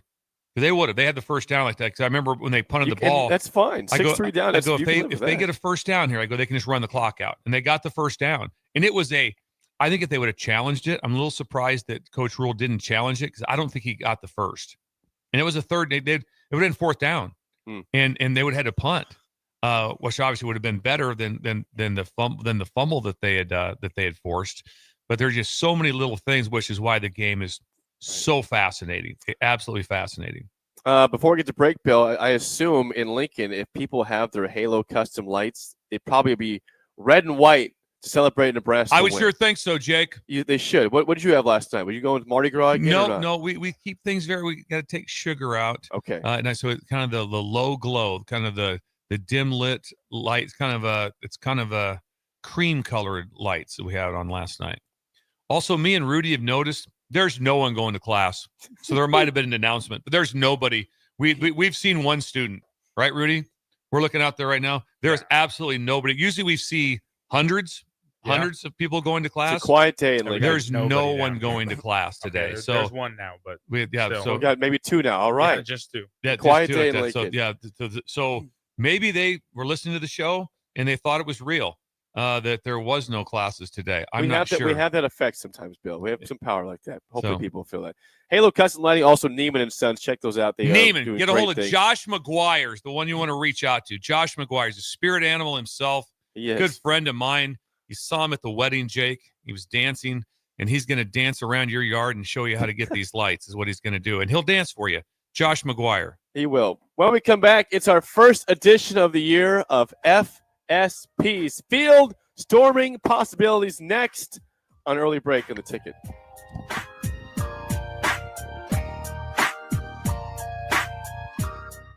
You're listening to Early Break with Steve Sipple, Jake Sorensen, and Bill Busch. Presented by Nevco on 93.7 The Ticket and theticketfm.com. Gaina Trucking is hiring CDL Class A and B drivers. Their strong team culture makes it not a job, but a career. Gaina Trucking offers health, vision, and dental insurance, 401k with company match, an employee assistance program, and other bonus programs. Build a better career today with great team culture at Gaina Trucking. Learn more and apply today at GainaTrucking.com. Ticket listeners know a dream team when they see one. At Applied Connective, we've been in the game for 20 years and have developed a team of world-class leaders in all things IT. From cybersecurity and Microsoft products to physical security, audio-video, infrastructure, business phone systems, and anything in between. We'll help you leverage technology to become your most secure, efficient, and profitable. Head to our website to check out real reviews and testimonials and sign up for a free tech consultation. We can show you where you might be vulnerable, inefficient, or overspending. It's a game changer, and it's totally free. Claim yours right now at appliedconnective.com. Hey fans, there's more winning at Amigos with the VIP Game Day giveaway. Every app scan is your chance to win premium tickets to a Nebraska football, basketball, and volleyball game, along with exclusive game day perks. And when Nebraska goes to a bowl, the winner also gets 2 tickets, lodging, and airfare to the bowl game. Weekly semifinalists will win free food for a year. Go Big Red. Eat at Amigos and enter to win. Amigos is celebrating 45 years with exclusive Nebraska Legends collectible cups featuring Tom Osborne, John Cook, and some of your favorite Huskers. For every cup sold, 50 cents goes to teammates. Show your Big Red pride by getting all 4 of these collectible cups at Amigos. This is Tom Osborne with the Teammates Mentoring Program. We have students on the waiting list for a mentor, and we want you to join the team. Learn more about mentoring and support teammates by visiting Amigos. Give your furnace a break with the help of Heartland of Nebraska Windows. Heartland of Nebraska Windows offers a free estimate, full window replacements, all vinyl triple pane windows, and a lifetime warranty of everything, while still keeping their prices affordable. Sounds too good to be true, right? Heartland of Nebraska Windows is locally and family owned with their own team of installers. Give the window experts at Heartland of Nebraska Windows a call today at 402-430-3852 or visit them online at heartlandofnebraskawindows.com. Elevate your home or business with the help of Heartland of Nebraska Windows today. Grandma and Grandpa, Mom and Dad, then the kids, and now the grandkids. Judson Irrigation has provided lawn sprinkler system design, installation, repair, and service to 4 generations. They're just like members of the family. Loyalty, trust, service. It's what you deserve and expect from Judson Irrigation. Keep summer green. Call Judson Irrigation 402-420-6277 or judsonirrigation.com. Sometimes it's hard to know if substance use is becoming a problem, especially when it becomes part of daily life or social routines. Take the free assessment, Is Your Substance Use Harmful, at myhealthymind.crediblemmind.com so you can understand your risk. You can take the assessment anonymously. In just minutes, you'll get practical, non-judgmental guidance and resources to support your health and well-being. This message is funded in part by the CDC OD2A grant. Rico here with HIS Auto Care at 70th and Van Dorn, letting you know HIS is a great place to bring your vehicle for service. With superior service bumper to bumper, we'll treat your vehicle like it's your mother's. Doesn't get any better than that. So call 402-488-8934 and HIS Auto will make you glad you did. 5% off, mention this ad, and for sure your mother will be proud you called. 402-488-8934, HIS Auto Care, 70th and Van Dorn. God bless you. Are you looking to upgrade or improve the garage door on your home? This is Cameron Hall of Doors Plus. At Doors Plus, we guarantee to offer a wide selection of options from 5 leading garage door manufacturers as we deliver a free estimate, exact measurements, and rapid installation with a 3 to 5 week time frame. When you choose Doors Plus for your residential garage door needs, you'll work with our experienced technicians and be ensured that your new door seamlessly complements your home. Give us a call at 402-590-5800 or visit us online at DoorsPlusLLC.com. Doors Plus, garage doors and more. Bring new life to metal treasures with Kaiser Blasting and Coatings. From railings and fences to outdoor furniture and unique antiques, their expert team removes years of rust and weathering and finishes each piece with a lasting powder coat. Trusted by industries across the region, now local homeowners and businesses can experience the same professional care. Visit KaiserBlasting.com or call 402-421-3559 to request your quote. Restore, protect, and make your metal shine like never before with the help of Kaiser Blasting and Coatings. 93.7 The Ticket is your home for every Kansas City Royals baseball game. Bobby Witt Jr., Salvador Perez, Vinny Pasquantino, and the rest of the Royals attempt to make the postseason for the second season in a row. And you can hear all the action on 93.7 The Ticket and theticketfm.com. Your home for Kansas City Royals baseball. Are you ready for a new opportunity? Check out Sandhills Global. Join a dynamic team where your skills are valued and your career can soar. We offer full-time positions with a 4.5-day work week, competitive pay, excellent benefits, and a positive work environment. From IT and marketing to sales and finance, we're looking for talented individuals just like you. Apply today at sandhills.jobs and take the first step towards an exciting future. That's sandhills.jobs. Don't wait, apply now. In every office, there's 2 types of people. There are those who bring in bagels and those who eat the bagels that someone else brought in. Everybody likes the first person. Be that first person. Weekday mornings at 7:30, you have a chance to win a business box of bagels from Bagels & Joe. All you have to do is shut up, Sipple. 2 questions for you, 2 for Sip. Win, and the bagels are yours. Lose, well, you don't want to lose. You lost Monday, you lost Wednesday, you're a loser. Shut up, Sipple. Weekday mornings at 7:30, brought to you by Bagels & Joe. We're on the air. Back Well, party's starting early today, isn't it? to more of Early Break on 93.7 The Ticket and theticketfm.com.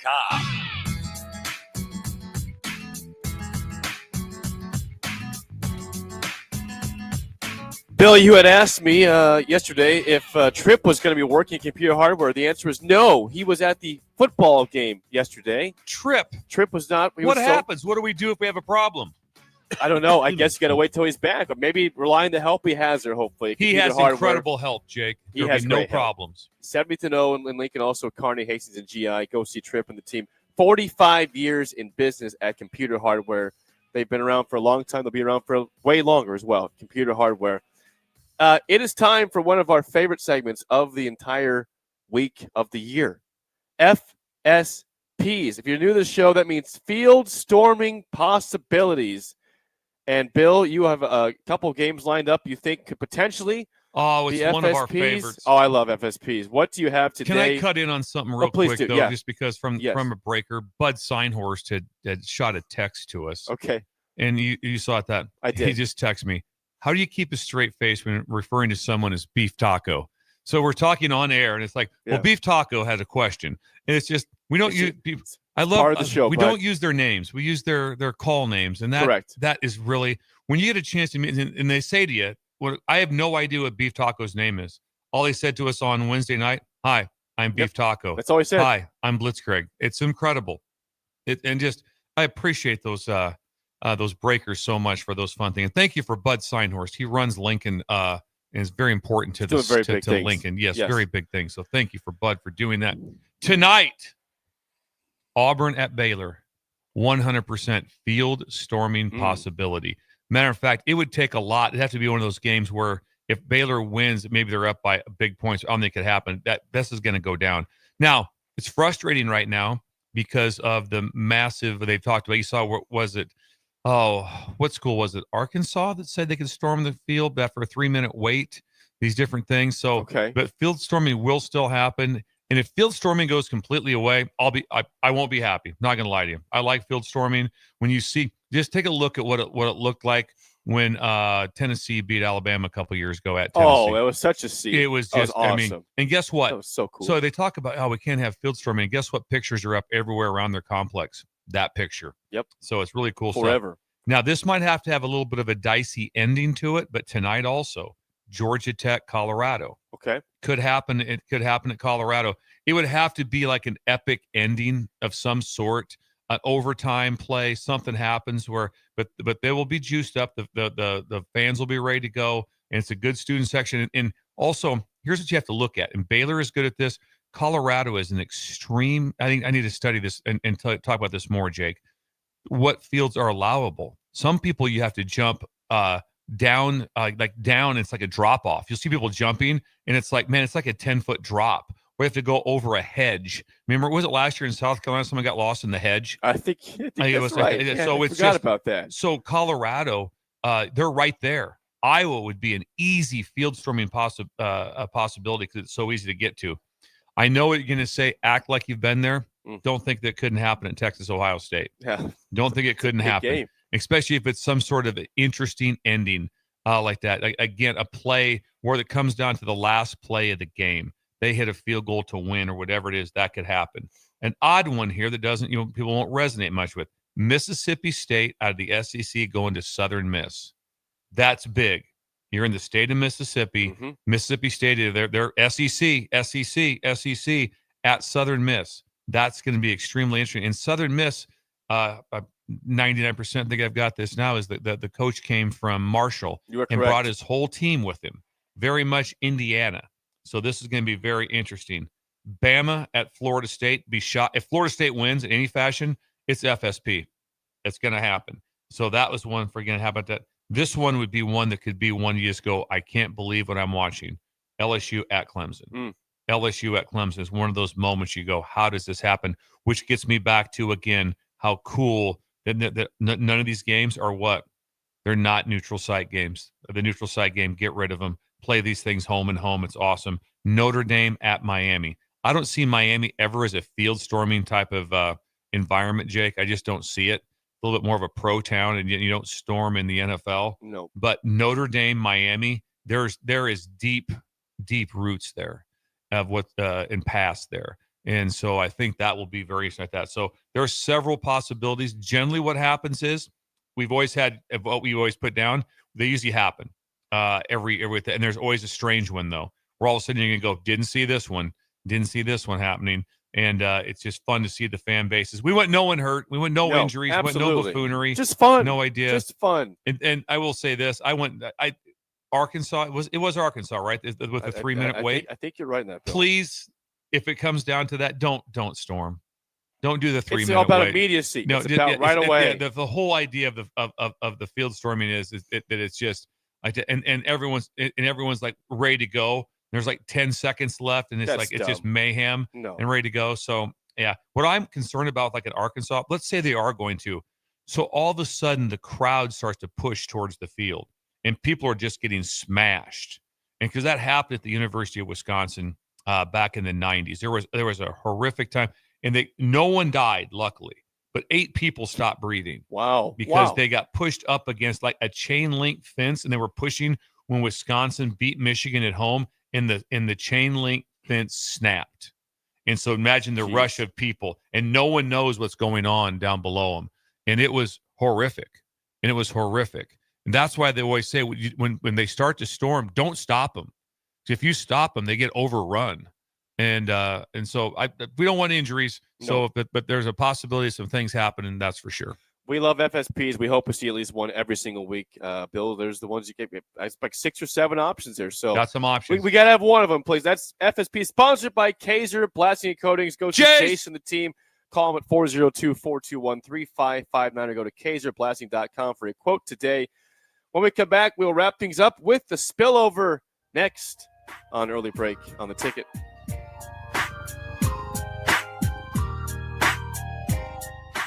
You're listening to Early Break with Steve Sipple, Jake Sorensen, and Bill Busch, presented by Nebco on 93.7 The Ticket and theticketfm.com.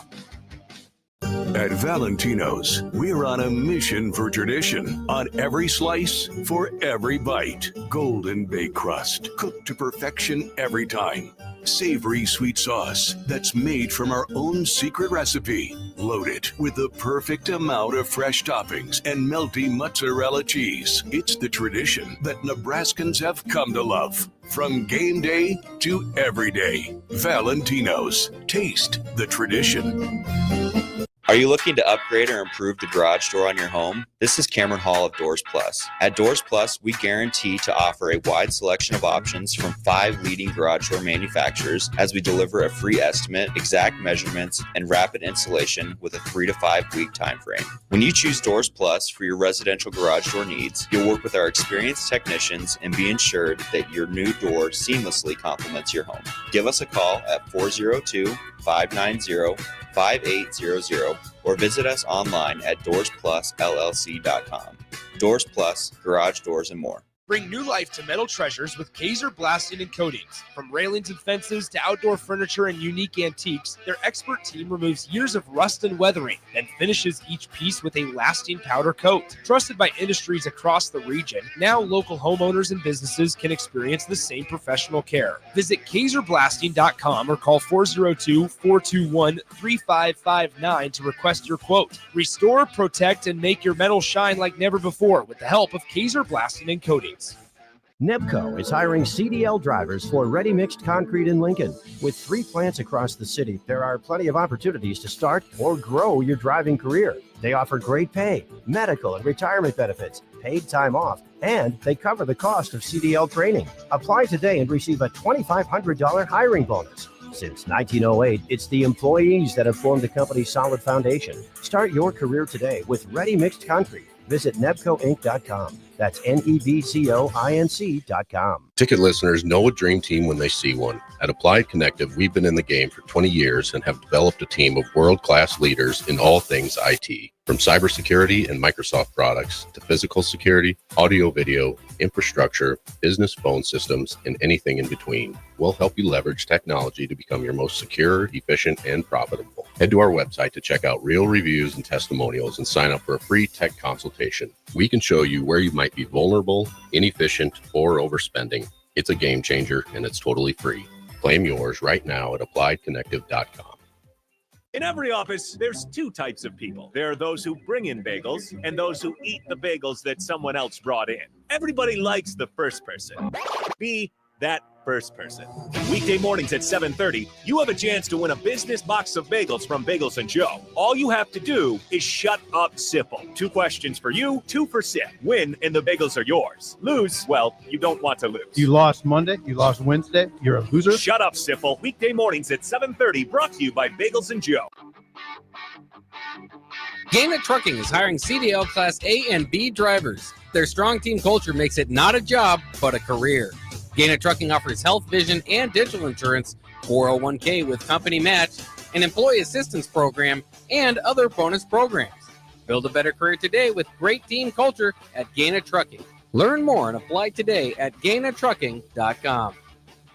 Since 1983, Fast Mike's Roll-Offs have been a trusted and reliable company in Lincoln and the surrounding areas.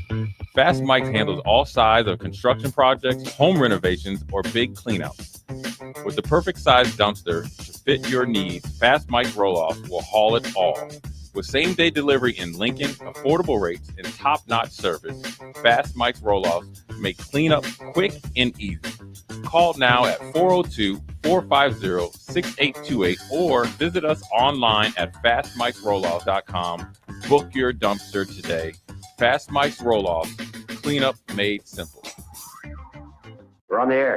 Back Well, party's starting early today, isn't it? to more of Early Break on 93.7 The Ticket and theticketfm.com.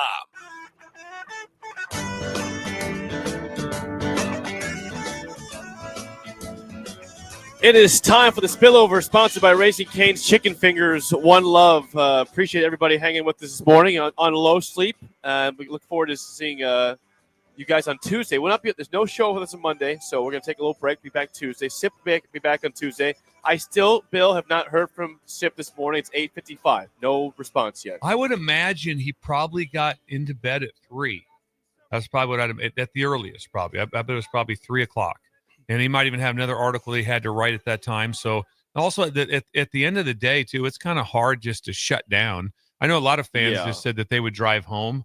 And if you got out of there pretty good, the drive home wouldn't have been bad because you won. If there had been a loss and that drive home, that before I was being tired, but you're wide awake after a game because it had energy at the end of the game. So it wasn't like, oh yeah, okay, we're up by 42-6 and because there probably been some people departed early, but because of it, people probably got home and probably made the drive wasn't that bad if they could get out of there in time. Do you ever hear from anybody that had to drive home? Was the traffic crazy getting out of there? Nick Sainer told me he got home at 3:55 a.m. this morning after the game. So I don't know if the traffic was horrible, but I know he got back just shy of 4 a.m., which is that's tough. He'll be there in any minute now to be on the 9 Swim's o'clock here. show. I saw him. Look at Swim. He's powering through. We're proud of Swim. But I don't know if anybody else out there made the drive at night. Let us know, 464-5685. But there should be a fun weekend of football. I went through already a lot of the games tonight and tomorrow. And Sunday, it's Labor Day weekend, Bill, is one of the more fun weekends of the year in terms of watching ball because you have that Sunday game you never get in college Sunday football. and the Monday. I mean, it's the best. It really is. It is absolutely the best like that. The one thing we haven't really hit on, which we had talked about briefly like that Taylor Swift was there. Yes, she was. Taylor Swift was at there. the game. Yes, it looked like she was having a cocktail up in the box. So With that was Travis kind of Kelce, so just imagine that Taylor Swift there. I will say this: not real interested in the game. No, she was not. There was not a lot of. She wasn't really concerned, even though it's her fiance's former team. Yes. I think, and it wasn't one of those things where they were freaking out over what was going on. So. No, but think about that. Taylor Swift was there, so that's pretty cool. She was at the football game. Yeah, pretty Patrick cool. Mahomes also and his wife Brittany were there. So a lot of stars out watching the game, and it was again fun environment, beautiful weather. I would recommend. I love if they happen again. They're going to rotate teams for these games in KC, but I'm sure Nebraska fans would love to make that trip again and be part of a future game in Kansas City for neutral site. I know that you and I, we like games at actual home stadiums, not neutral site. But I'm so down on neutral site games, Jake. You can't even. I know, but the crowd was good. It was good. Nebraska caught like the miracle of all miracles. Just imagine if that thing. Right. I'm telling you, if it was that in Indianapolis, there would have been 38,000 people there. Yep. There would have been. Because Nebraska would have traveled, but guess what? If the neutral site game would have been in Arizona, then there would have been 30,000 Nebraska fans there because there's people in that area.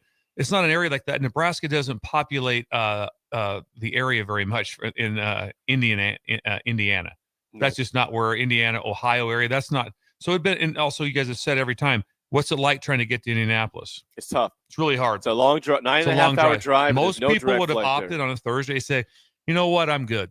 Yeah. We'll watch this one on TV. And so it would have been, like I said, Satterfield has to be livid at how it went down, but it also a great experience for his team. I hope they do well. I hope for two reasons. I want it to be a better win for Nebraska, and so I want to do well for that. And I just think like I said, I watched that team. Good dudes, played hard. Did you ever look at them and go, man, these guys are a joke, and they played dirty. They did no. You're watching since you going like, I like these guys, and if anybody deserves it, that quarterback deserves a bowl game. He deserves a bowl game, so I hope they can come through for him to get that done. But it doesn't look great. It doesn't look great for him. Big thanks to Rudy for running the board Rudy, today. nice Rudy, job. thank you much. That's it for us. The drive is next. We will see you guys on Tuesday. Enjoy the game day victory. Thanks, bye.